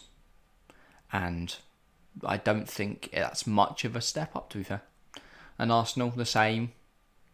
United, the same. And other than that, everyone's a step down, really. So I think he's at the best he can get now. Obviously, Newcastle, as it stands, will be playing in the Champions League next season. I don't want to jinx it too early. Obviously, we saw the same for Leicester. They were in a similar position 2 years ago. West Ham, the same. Been up there in Europe and then they've dropped down. So I don't want to jinx them. You don't want to go, Newcastle Champions League confirmed. But I think they just look a lot more solid than Leicester. Like, Leicester didn't have, obviously, the resource that Newcastle did. A lot of their purchases came off the back of sales. I feel like Leicester have sort of forgotten what their roots in recent times. They used to be brilliant at being able to pick up young, talented gems for, like 300k, 500k. And now they seem to be splashing more money and it's not really working. They're able to sell Mahrez 60 mil or 50 mil, something like that, and Chilwell 50 mil, and Kante as well, I think, was around that 40, 50 mil price tag. So they brought in a lot. They brought in a lot of money. I don't know whether they've spent it most effectively. I don't think Wout Face for 26 mil seems to be that great a deal. But I guess I also forgot they made 80 mil on Harry Maguire, so yeah, I could sort of afford to take that risk. Walker Peters come forward, isn't it now? It's surprising also Leicester. Don't know why I'm talking about Leicester now, but it seems to be the tangent I'm on. That they have looked so poor this season, considering the talent in their squad. Maddison, Barnes, it's a brilliant squad. X said, I didn't refresh chat, so now I've got a lot to look through. Premier League club's worth, Manchester United is the top at 4.8 billion. I think they United, despite obviously not winning anything for 6 years now, or it'll be 6 years they don't win anything by the end of this season. Despite that, I think they are obviously. When football became very global, they were the powerhouse. I think that's massively helped them. But now I think that is slowly going to become Manchester City as we see the American market get tapped into. I think all the kids now support Man City. Like, I saw a comparison today. Like, people were talking about when I was in school, there was like one Man City fan who was considered a weirdo, and now it's like every child's on the playground in a Man City shirt, trying about singing about Haaland and stuff. And yeah. Interesting to see. Also, AC Milan are getting torn apart by Napoli. This is surprising to see. But this is handing Napoli a lot of chance, because Lazio 3-0 up, Milinkovic-Savic, Zaccagni, and now a Luis Alberto penalty. I just don't see Milan coming back in the last 23 minutes. I mean, they're certainly not going to score 3, let alone... Well, they could score 3, but they're definitely not going to get to 4. So at this rate, Napoli would be 12 points ahead of Milan, 13 points ahead of Lazio, and all level on games. It's stunning. Absolutely stunning. Inter 4th now in the league. I think that is unjust. They've not looked good, but they are helped out by Juve's penalisation. Roma as well are currently joint on points with Inter. I think I'd love to see Roma in the Champions League. Jose Mourinho is quality. I think... obviously, I think Pep Guardiola is the best manager, greatest manager ever. But for me personally, I just love Jose so much. Obviously, Chelsea fan, I've got that bias there, but yeah, I think he's such a character, Mourinho. AC Milan are in crisis. Yeah, they've not been helped out with injuries, have they? I know Tata Rosanu is currently their goalkeeper with Mike Mainan out with an injury, so that's not going to help things when you lose your star goalkeeper. And yeah, if Cologne hold on 5 more minutes, they will have beaten Bayern. Wow. That is surprising. Still one of the goats, I'm guessing. Is that their nickname? I swear their badge is a goat as well, isn't it? McTominay now. Bringing that ball forwards for Newcastle. Tries Solis Almiron. I think Salisu's got the measure of him this time. He certainly does. And he'll let that roll out for a Southampton goal kick. I think, obviously, I criticised Salisu a few minutes back for not being able to deal with Almiron. But overall in this game, he's done well to deal with him. Almiron is a threat that not many other Premier League sides have been able to squander. I think they've done well to keep him relatively quiet. I do think Southampton got fortunate tonight that Willock can't shoot. Like, if not, there'd be more goals. Same for when Longstaff's come onto the ball a few times and it ends up out of the stadium. That's assisted them, but yeah, obviously Newcastle did score. But other than that, I think Southampton done really, really well just to keep them relatively quiet. McTominay now bringing the ball forward for Newcastle now. Jackson's not the summer yet. I know he's thinking, oh wow. Sorry, I got mixed up between McTominay and Longstaff. And I can't quite believe what I've just seen. Joe Linton has just missed a sitter. He's had a goal disallowed for handball, and now he has spooned one over the bar from close range. Lovely build-up between Almiron and Trippier. Trippier gets it to Almiron in the wide area. Almiron then, lovely 1-2 with Matthew Longstaff. Gets it into the box. It falls to Almiron. He just needs to tap it home, and he spoons it over the bar. That's Joe Linton from last season and the season before. You know, just so unconfident, can't score for love nor money, and it's just spooning over the bar. I can't believe what I've just seen. But yeah, I think the confusion there between McTominay and Longstaff lies in the numbers. Obviously, McTominay, I believe, is 39. I think Longstaff is like 38 or 36, something like that. Might even be 39. No, Bruno's 39, isn't he, for Newcastle? He's 36, Matthew Longstaff. Sorry, Sean Longstaff. God, it's not a good night for me and Longstaff, is it? Who should be Everton manager? Who was it I saw linked today? Allardyce is the favourite, you know. I find that stunning. I think Sean Dyche and would be the best option. Or David Moyes, if West Ham end up sacking him. It's fallen again for Newcastle, and is it fired into the side netting by Botman? Southampton need to get a handle on this game, because if not, Newcastle are going to score very shortly. Southampton currently at 6 and 7s. They got caught out by a short free kick here. Quick free kick. Almiron, again, dangerous one to the box. Bazunu touches it away from Burn at the back post. Falls to Botman just behind him, and he fires into the side netting. To be fair, couldn't get a clean shot at goal with a lot of bodies in front of him. Maybe Joe Litt's been drinking too much. You make a good point. Tony Pulis. If I see Tony Pulis in the Premier League, I will be absolutely stunned. Is he currently in the job? He was at West Brom, right? No, that's years ago, I think. Is Tony Pulis currently employed? Chat, I want an answer. Do some research. Is Tony Pulis currently employed? Todd Bowley would be proud of Newcastle's finishing right now.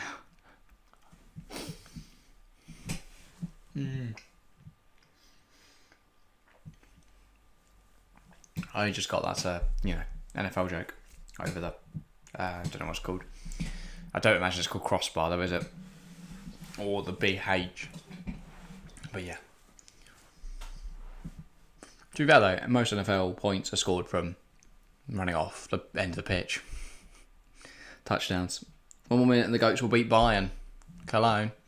Yeah, what a result that will be. Walker Peters tries to get it forward. Falls to Sekou Mara. Lovely touch from Mara. Little messy. Bruno, I think he's kept on the pitch. No, he hasn't. It's going to be a corner for Southampton. Good chances for Southampton. They've needed something like this. They've got a corner now. That helps them relieve the pressure for just a moment. And it gives them a chance at goal as well. They've definitely got some presence. Duje Kalekar getting forward. Same for Mohamed Salisu.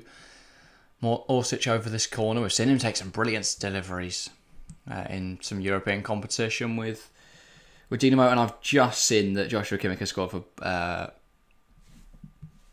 Bayern. That's very disappointing. Now, Graham Potter would be... That's an even better joke. Right. I didn't see the chorus. I was too busy getting annoyed at Kimmich, but that didn't result in anything other than an almost Newcastle counter-attack. They have got the ball back now, though, Southampton. Orsic fires into Armstrong. Armstrong turns down Burn.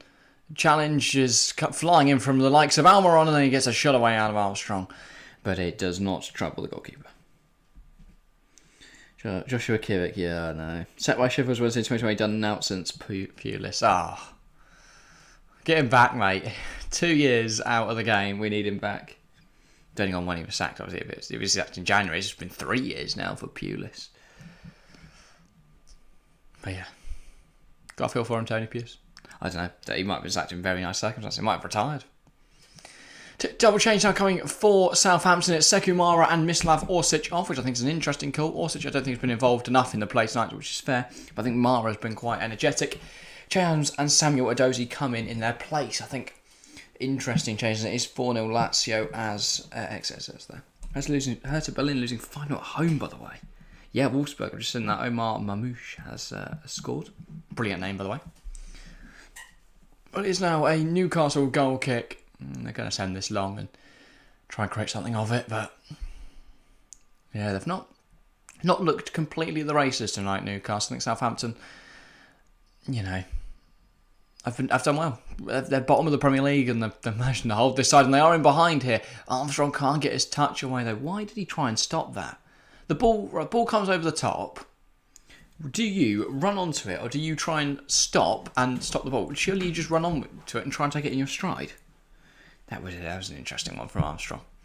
Again, I think that just demonstrates not quite at Premier League level, unfortunately.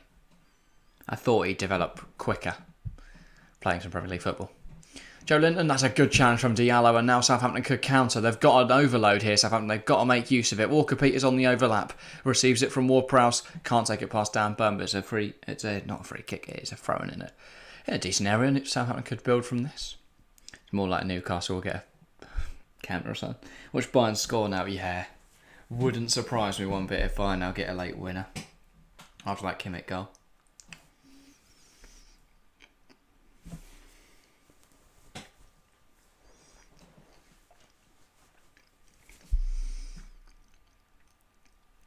Salisu, Alcaraz flicks it to Adams. Adams now gets it across to Ward-Prowse. Can he deliver it?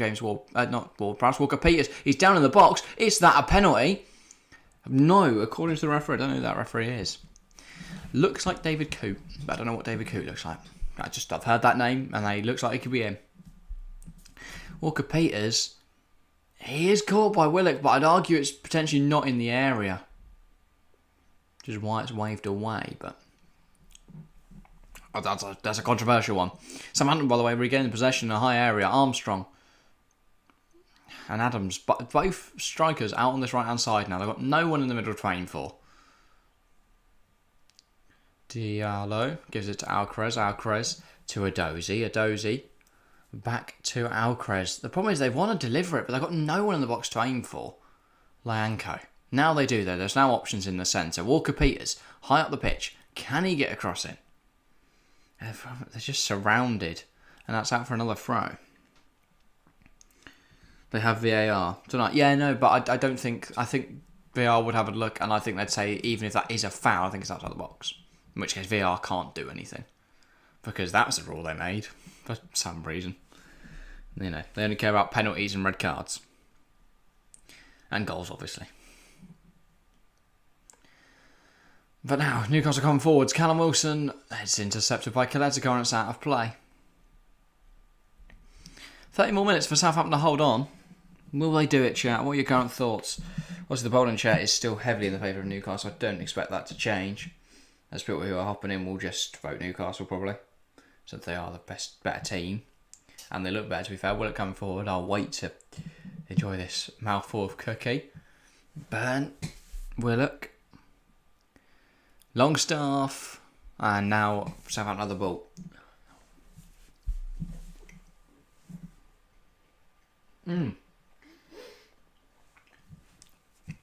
That's brilliant from Edozie, but the pass is lacking. He did brilliantly to knock it past Trippier, but he should have gone to Alcaraz rather than try to get it across to Armstrong.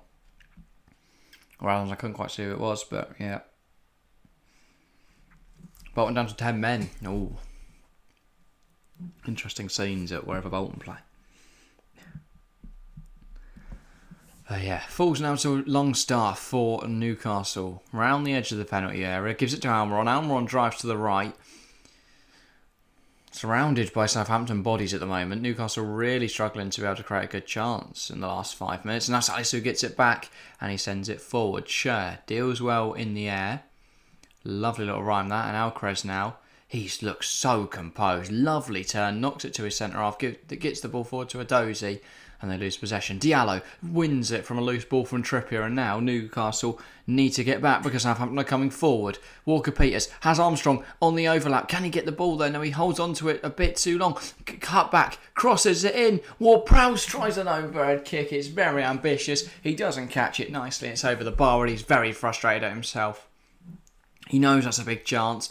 Not only has he squandered it, but he's also took it away from, I think it was Che Adams in the box behind him, who it would have fallen to, who didn't have to attempt an overhead kick if it fell to him. Yeah, Ward-Prowse probably should have left that one, in hindsight. But I guess he's got to take their chance. Portsmouth also down to 10 men, both winning 1-0 though. If that doesn't sum up League One, I don't know what does. You've got two clubs currently winning, but they're both down a man. Wow, what an exciting... I love the English Football League. I think that's partly why the Premier League is so good. Is that actually all the leagues below are also good. It helps fuel a better Premier League. And obviously also the money and that, but if you ignore that... yeah. I think the English Football League system is fantastic compared to other Football League systems. I do, however, think that the... DFB Pokal and the the French Cup, where they enter everyone in round one of the FA of their national domestic cup. I think that's much better than the FA Cup's way of all these preliminary rounds and stuff. Obviously, that means in the busy schedule that the Premier League clubs have with like the Carabao Cup and that, it doesn't really seem possible. But I would happily bin off the Carabao Cup to see the Premier League clubs have to play like Boreham Wood, or they could get drawn against anyone in round one. Like every team in the nation. Obviously, you still have to have preliminary rounds, I guess, to even it out. But as soon as you get to round one, let's get the Prem clubs in instantly. Let's just see who everyone has to play. I think it would just be so interesting. And it could hand some National League sides a lot of money if they get to play a Premier League club first time, and all they've got to do is have to beat other national sides. Adozie's in behind here. Southampton have a chance. Sorry, it's Che Adams. Can he get the shot away? He does, but it's saved by Pope's foot. And this is the issue. Southampton have to take their chances. They're not going to get many as good as that. I don't think they'll get any as good as that. Walker-Peters gets it into the box. It's too close to the keeper, Pope claims. It's just... you can't... when you're the worst side, you cannot afford to blow chances like this, and that's the issue. Southampton do not have a goal scorer like they did with Danny Ings, who could bail them out of games. Here, Che Adams, it's a brilliant bit of movement, but his shot is so lacklustre. Way too close to the keeper, not enough power on it. He goes for placement, but he doesn't put anything on it, and yeah, doesn't place it well either, to be fair, so I don't really know what he's going for. There's no power, it's poorly placed, it's a poor shot. I think he panicked, really, Che Adams, in that situation. He's not used to being one-on-one. Especially since Southampton don't usually create chances that brilliant. Alcaraz there. Careful not to be on... he's already on the yellow, so he has to be careful with the challenges there. And you can see in the second half his tenacity. I think tenacity is the right word, but yeah. Just those little nibbly challenges. He's cut them out. Obviously very cautious since he's already on a yellow.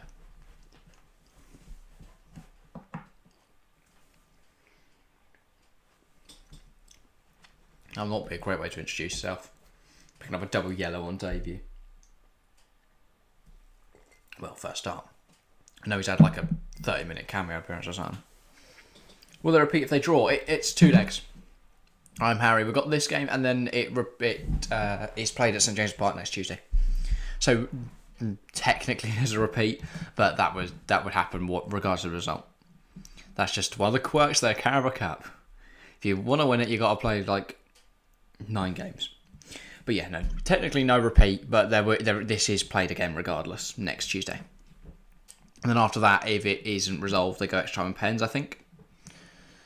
Yeah, like the Champions League. Yeah, but the Champions League... oh, that's brilliant! The ball came in, Che Adams spun, have a shot, and it's a fantastic save from Nick Pope. It falls for Leanco. It's not a bad effort, but it's just over the bar. Somehow starting to pile the pressure on you. Like the Champions League. Again, as I've had to say before, I was caught out by Che Adams almost scoring. yeah, I don't think Southampton are going to be in the Champions League anytime soon. The quality is a little different. But in terms of the two-leg system, absolutely identical.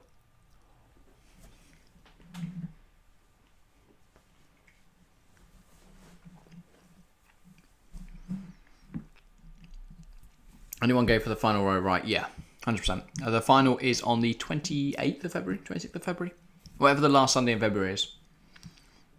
But yeah, because I know it's a long day for us streaming, because we have Chelsea versus Tottenham in the morning, and then we have, the Carabao Cup final in the afternoon. So I think it's a 1:30 kickoff for Chelsea and then a 4:30 kickoff for the Carabao Cup final, which fits quite nicely because we'll be able to finish streaming at 3:30 and then take a 50-minute break before the Carabao Cup final. Yeah. I'm Harry. You must have been a Liverpool supporter recently. Yeah, do you not remember the Carabao Cup last year? Didn't Liverpool played Arsenal in the semis, right? I think. Yeah, as Exo goes on to say, last season Liverpool played 2 legs against Arsenal and then beat Chelsea in the Carabao Cup final. Never watched the EFL Cup. Yeah. I mean, I usually don't catch up with much of the EFL Cup. If Chelsea are on in it, I'll watch it. Obviously. And I'm watching it right now. But, yeah. Walker Peters. Balling, and it's well claimed by Pope. Hypocrite, you're watching it right now. Well, you might not be, actually. You might just be watching this. And by the way, Sir Maximan's come on the pitch. I don't know who for. I think I would Joe Willock would be my guess. Who's playing on the left? Completely forgotten how the lineup. If I check the laptop, then I remembered that's the one we're streaming on. But I can check the lineup. I don't know. Football's not registered that they've made a sub yet. But Joe Linton did start on the left, and I don't see anyone looking like Joe Linton on the pitch. And Isak's on as well, by the way. Isak, oh no, Joe Linton is there, so I think it is Wilson and Willock off for Sir Maximan and Isak. I don't know how I missed that, but that happened as well at some point. I'm watching someone react to it, never watched them, alright. Yeah. Kaletakar, Lyanko. What sort of tune luck with 10 men? Again, nothing quite sums up League One like that. Salisu. Plays it forward, finds JWP. JWP tries to release Jay Adams and it wasn't bad. But it was cut out by Trippier. Obviously, it's Kieran Trippier, he's mint. Bruno. Guimaraes. Can he get the ball forward? No, he can't. It takes 3 players though to stop him. But if that's how they're going to get the ball back, Southampton, that's how they're going to get the ball back. And they can now bring it forwards. Albeit not very quickly. Samuel Dozie gets past Trippier, is then drawn into a foul. The experienced right back, and that is going to be a first yellow card for Trippier. And first yellow card for Newcastle, I believe. It is indeed. Not been booked yet. Which, in complete opposite to the 3 yellow cards Southampton have picked up in stopping Newcastle so far. Yeah. Isn't exactly surprising. It does take a few fouls to be able to stop Newcastle. But yeah, Kieran Trippier picking up a yellow card. He'll be cautious. I think if he gets booked in the other leg, he won't be able to play in the final, will he?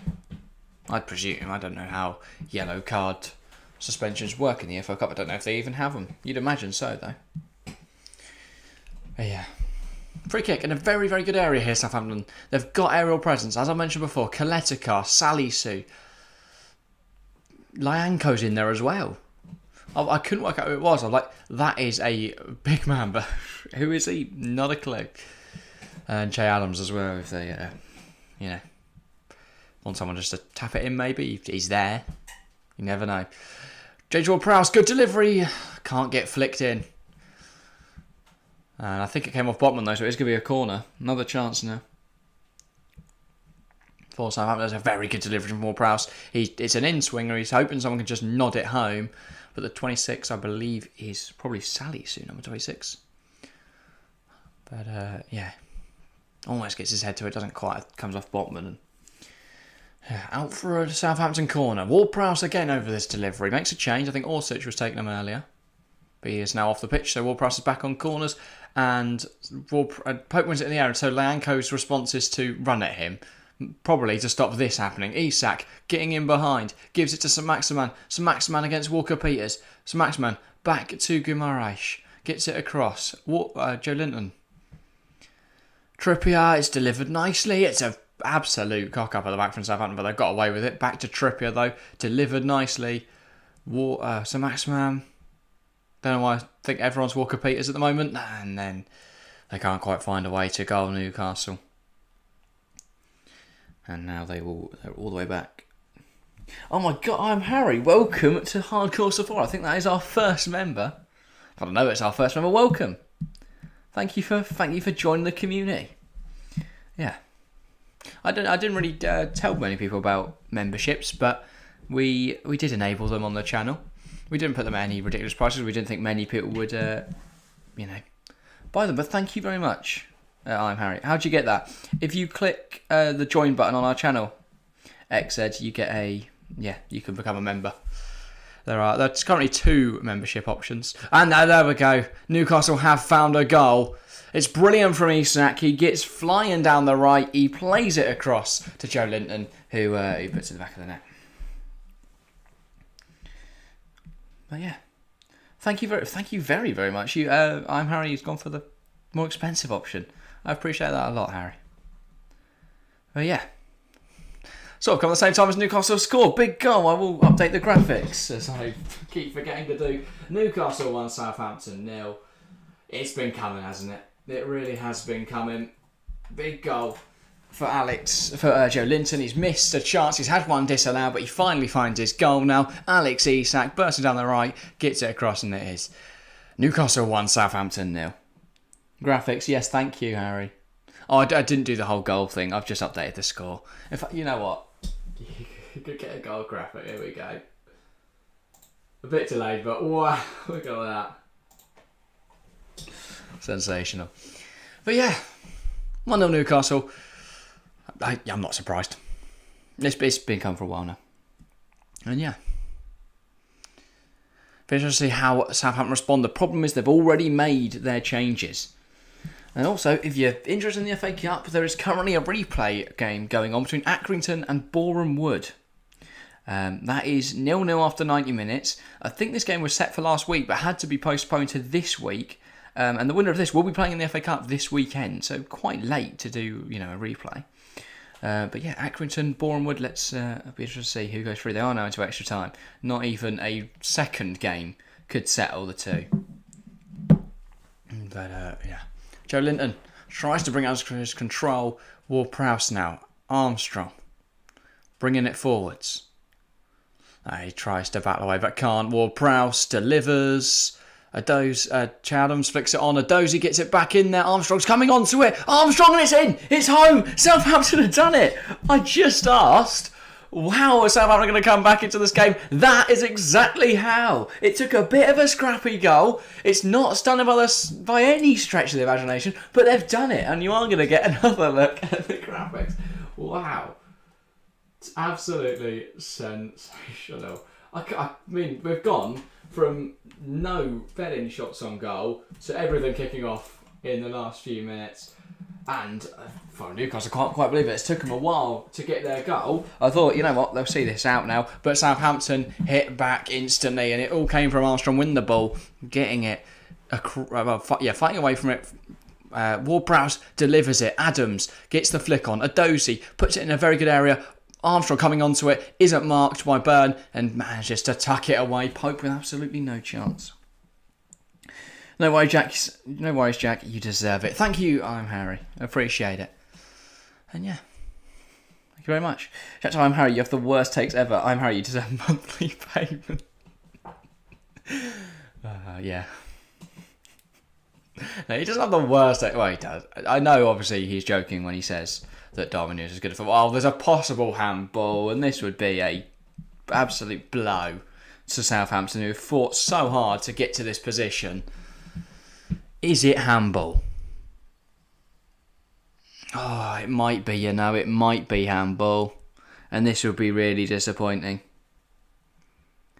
for Southampton and for everyone else, because I think as a neutral, I kind of want it to be 1-1 going into the next game rather than 1-0 Newcastle. I think it's over if it's 1-0 Newcastle. I think it's impossible to give this as handball because it's so close to the body. But it is handball in the build-up to a goal. VAR is still having a check. Should be a goal in my opinion. And I don't know what he's given. I think it's a goal. No, it's not. It's been chalked off. I shouldn't be calling whether things are a goal. I have a clue. Well, that is a shame. Unfortunately, I don't have a way to, say no goal without just changing the scoreline. I don't think. Onto a natural position, Armo. Yeah, but any handball in the build-up to a goal does now result in no goal. I think that was a change coming into this year that the FA enforced. I don't think that's deliberate at all, but it has led to a goal. So yeah, it should be a goal. I think that should be a goal. But then if you argue that that's a goal, I think you have to make the same argument for the Joe Linton one earlier in the game because they're very similar positions. So yeah, what goes around comes around. Newcastle got unlucky with the handball earlier in the game. They deserve the goal. Southampton get unlucky with the handball now. And to be fair, if it doesn't hit his hand, it doesn't then hit into his knee and the momentum then carries it over the line. So it sort of does. His hand does directly impact play there. It's not even like he's just brought it under his control with his hand or accidentally strikes his arm, but it was already coming to him. That it does hit his hand, that momentum carries through and that becomes a goal. So I think as much as I want to see a 1-1 going into the second leg, if I'm looking at this purely as a neutral, you can understand why it's been disallowed. But it's a shame. I think Southampton deserved that goal. They fought valiantly against Newcastle. They finally got broken. They managed to instantly change the game. But yeah, doesn't exactly. I don't think that should count. By the way, there has been a change for Newcastle as well. Miguel Almiron off for, is it Jacob Murphy? It is, isn't it? It's not Josh Murphy. That's his brother who's a bit naff and played for Cardiff a couple of seasons back. Don't know where he is now. Yeah, Jacob Murphy. He's another player that's had a rejuvenation under Howe. I don't know how it happened. Again, apologies, that was terrible. But he was sort of naff and then he started playing well. And Diallo just tried to lever it as Salisu, and now it is a Newcastle throw, and they could look to attack. Nathan Jones having a chat with his assistant. They're both annoyed about something. I think they're also both worried that, if they want to be in the Carabao Cup final, they're now either got to put a shift for the next 11 minutes or do something stunning at St James's Park next Tuesday. So Maximan back to Bruno Guimaraes, but Botman to Pope, and it's cleared forward. Trippier brings it down with his chest and then clears it back up into the air. Diallo plays it forward, Cher cuts it out, it's back to Diallo who kicks it out of play, and that's a few ball passes now for Diallo in the space of a few minutes. Armstrong still walking around frustrated, you can see him visibly shaking his head there. Still. Yeah, that's got to be playing on his mind. He's not been in the goals much, Adam Armstrong, for Southampton, and that would have been a big one, in a big moment for him. Not just for Southampton, but for him personally as well, yeah. 10 minutes to play. Bazunu pumped it along, and now it is a Newcastle throw deep in their own half. But yeah, I don't see Southampton getting a goal back. I said it before they scored. I thought, fair enough, they've scored, ruled out, and I can't see them finding a way to goal now. Unfortunately, I think this game will end as it is now. Walker Peters with the throw, and there is going to be a change though for Southampton. Who it is, I'm not quite sure. We'll find out in a moment's time, but I'd imagine they're going more offensive, you would think. But you never know. I think it may have been Romeo Lavia, I didn't quite see, but yeah. Joe Linton plays it to Saint-Maximin. He's got Isak for support, uses Isak. Options in the centre if he can deliver this. Isak looking for a second assist, runs the ball out of play, and it is a goal kick for Southampton. Yeah, the goal kicks also don't really work for Southampton. If they try and play out the back, they're under too much pressure. If they try and play it forwards, they've got no one to aim for. Diallo was coming off number 27. He's made a few poor passes in the last few minutes. I think that has led to him being subbed off, and it's going to be Romeo Lavia coming on in his place. I did call it right. Kimmich's is absolute screamer in their draw versus Cologne. I haven't seen it, but yeah, we did. I will make sure I have a look later, but we're following that game. with updates from Exit. Chat would like your daily transfer news. You know what, Exit? We've got 10 minutes left. Throw in a few transfer rumours, and I'll discuss them. But yeah, Newcastle fans now enjoying themselves. I think they're fairly confident they should see this out and be able to take a 1-0 result back to theirs next week, which puts them in very good stead to get into the final. Yeah, my current thought process on the Carabao Cup final is I either want it. I think we mentioned this the other night, but I either want Newcastle versus Manchester United or Southampton Nottingham Forest, because Southampton Nottingham Forest is jokes as a final. Like, that is just quality, and Newcastle United is a good game. But I don't want like United to have an easy game or Newcastle have an easy game in the final, because that's just not interesting. So yeah, either give me a brilliant game of football, or like between two big clubs, or a brilliant game of football between two smaller clubs. Don't want to see domination. Equally, if United got to the final and then were knocked out by lost to Southampton, that'd be so quality. I know a lot of people want Newcastle to win the Carabao Cup for some reason, but other than United fans, now a scrap has started. So Maximan getting a bit annoyed. I think Lyanco got annoyed with Bruno. Something's happened between Lyanco and Bruno Guimaraes. So Maximan got involved. I think Isak's now had a few words to say at Lyanco. Murphy's trying to hold him back. Lyanco's running away from the ref. I think he's going to get a yellow here. He's getting followed by the referee, and I think he will pick up a yellow card. Yeah. I don't know what he did, but to start that, he must have done something. So yeah, Jude's going Liverpool pretty much confirmed there. You reckon I'm Harry? Is that you trying to hop on the transfer news thing? Supposed to play Milan derby, AC Milan, and they are looking horrific. Yeah, they're not looking great. So Maximan's also picked up a yellow card for his involvement in the antics that unfolded there. So Lanko, I think he had his hands on to Maximan, and then he pulled Bruno to the floor, and then he tried to pick him up, and then Maximan wanted a piece of him, and then Isak wanted some, and then everyone was basically just pulling Newcastle players off of Lyanco. Exciting times. But yeah, X said talking about Liverpool, our favourite to sign Jude Bellingham. I don't back it. I can't see what he sees in that project over. I think Real have a much more appealing project. I think the same for Real Madrid.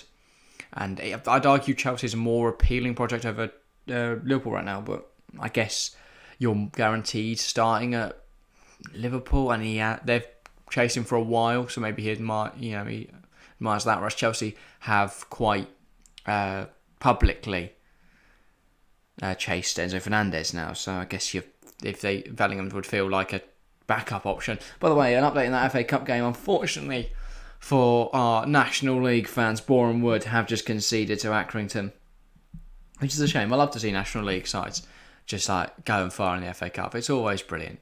Remember, obviously, Luton, when they were still building their way back up the football pyramid, got into the FA Cup. Got in far in the FA Cup. And Lincoln, I remember a few years back as well. Such a first bit of transfer news. Thank you. Chelsea transfer news. Enzo Fernandez being just considered as Blues enter talks for Malo Gusto. Yeah, Malo Gusto's an interesting one. I don't really understand why he wants to join Chelsea, because I think at Lyon he's guaranteed starting in a few years. But if he's happy to be rotation with Reece James, I guess maybe he's looking at Reece James' injury troubles, and also the fact Reece James has been deployed in a few other positions. By the way, I think DJ Kaletico might be off here. Oh no. Yeah, he is. Hang on. Yep, he forgot he was on a yellow. He's made a challenge to stop St Maximan. He is now off with a second yellow. Kaletico will not be playing in the next game, and he wants a scrap with the ref, seemingly. He's forgotten he's on a yellow, I think, there. Yeah. I think that's what happened. He's picked up a second yellow. I think he's forgot he was on a yellow. Jacob Murphy is just waving at him.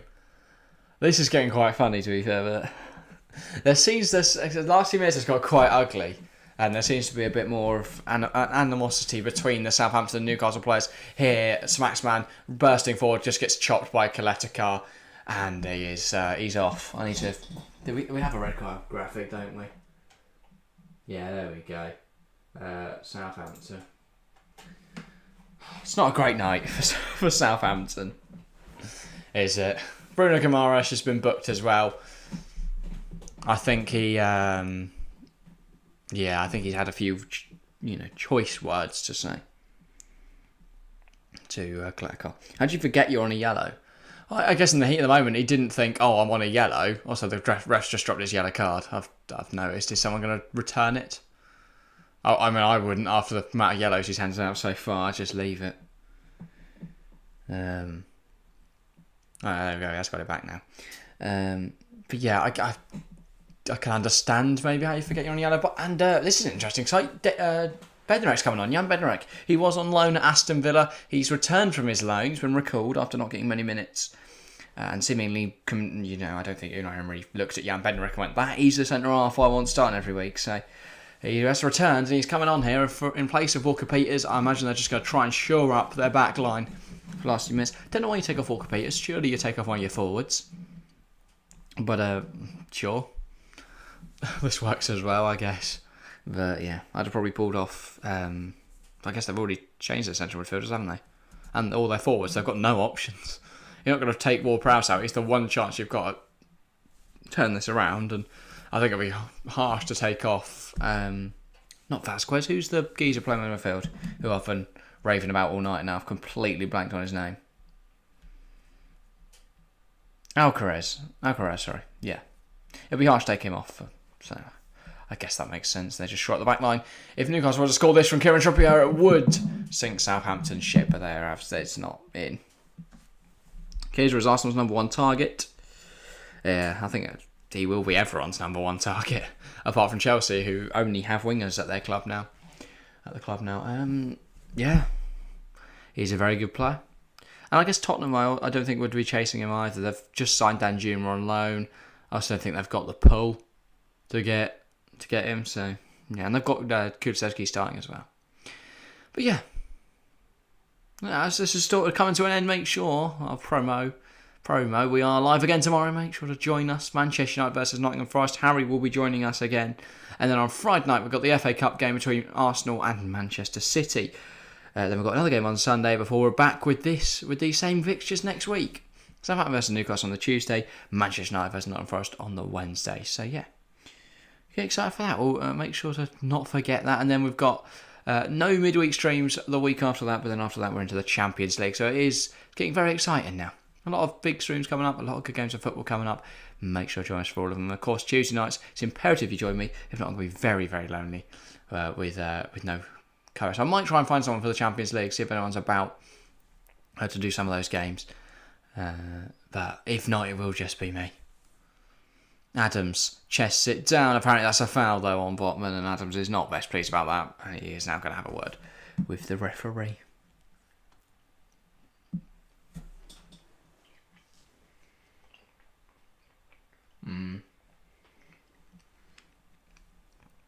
Bit of a shove in the back, to be fair there.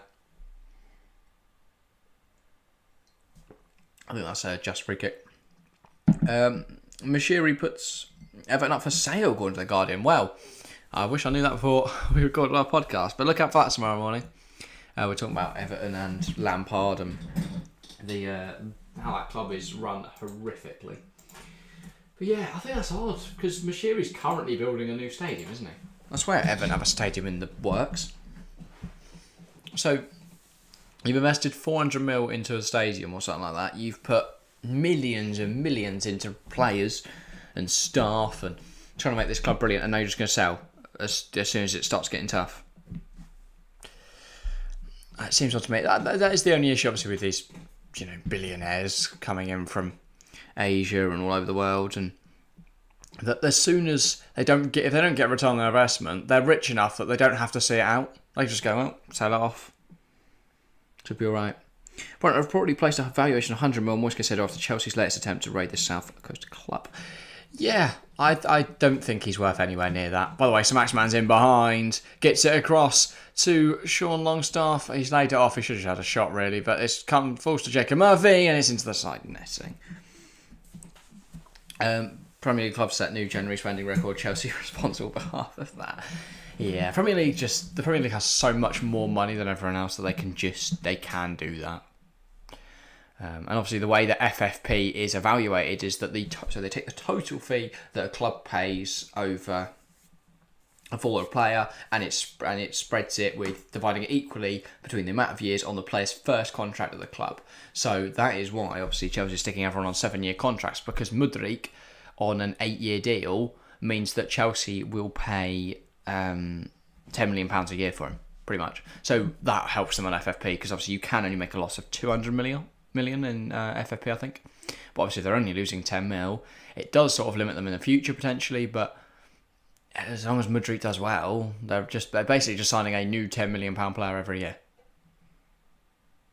It's the way you can sort of think of it as. So yeah, it's incredibly smart.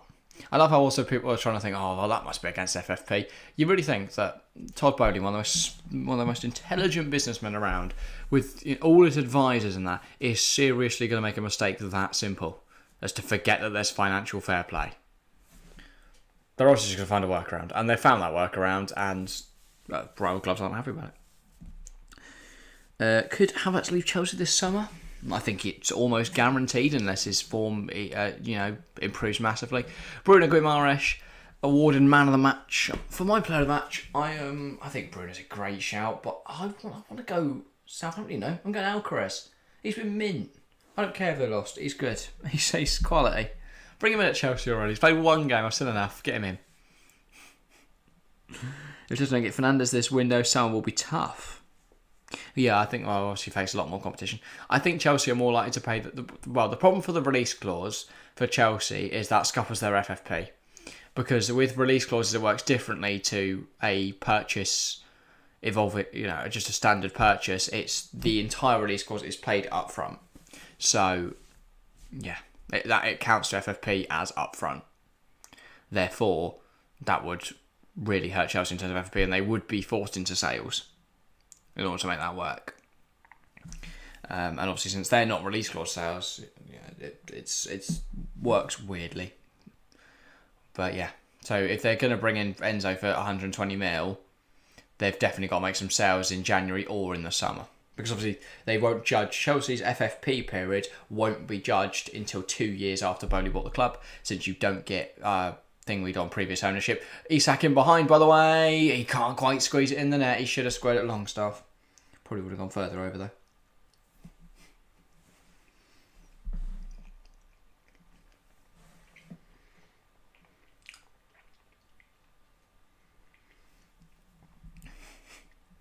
Chelsea fans have become experts on FFP rules this January. Yeah, mate. Before, all I know about FFP is 200 mil loss. That's the rule. Now, I can write a thesis on it. That's quite an interesting thing, by the way. I presume everyone's heard the story, but I find it... Obviously, Kwara Mitoma, I think he's, 25? Everyone's like, oh, well, he's joined football really late. Why is that took him so long to reach the Premier League and that? But he went to uni in that because he wanted to make his parents proud. He did a thesis in dribbling. It's quite interesting. And he wrote his whole thing on how to dribble. And he's one of the best dribblers, arguably the best dribbler in the Premier League right now. Watch the way that the ball literally sticks to his feet. Gives me Mudryk vibes. But I don't want Chelsea to buy any more players from Brighton. I'm fed up of, if it just could be Graham Potter's, his whole team again. But Brighton have got fantastic players, so it makes sense why everyone wants them. I think Brighton and Brentford are the two models of football clubs which are just so perfect. They've perfected that. What Leicester did for a year, Brighton and Brentford have done to the nth degree. They've brought in players based off statistics. Obviously, they both love XG a lot. And yeah, it works perfectly for them. Especially Brentford, obviously, they're a lot more... They value statistics over performance, which it takes it to an extreme. By the way, it is over now.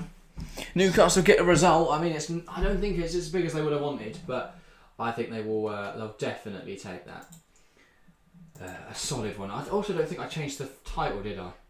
Harry's going to be fuming at me. I've done a poor job tonight, in all fairness, with the graphics, but it is full time now.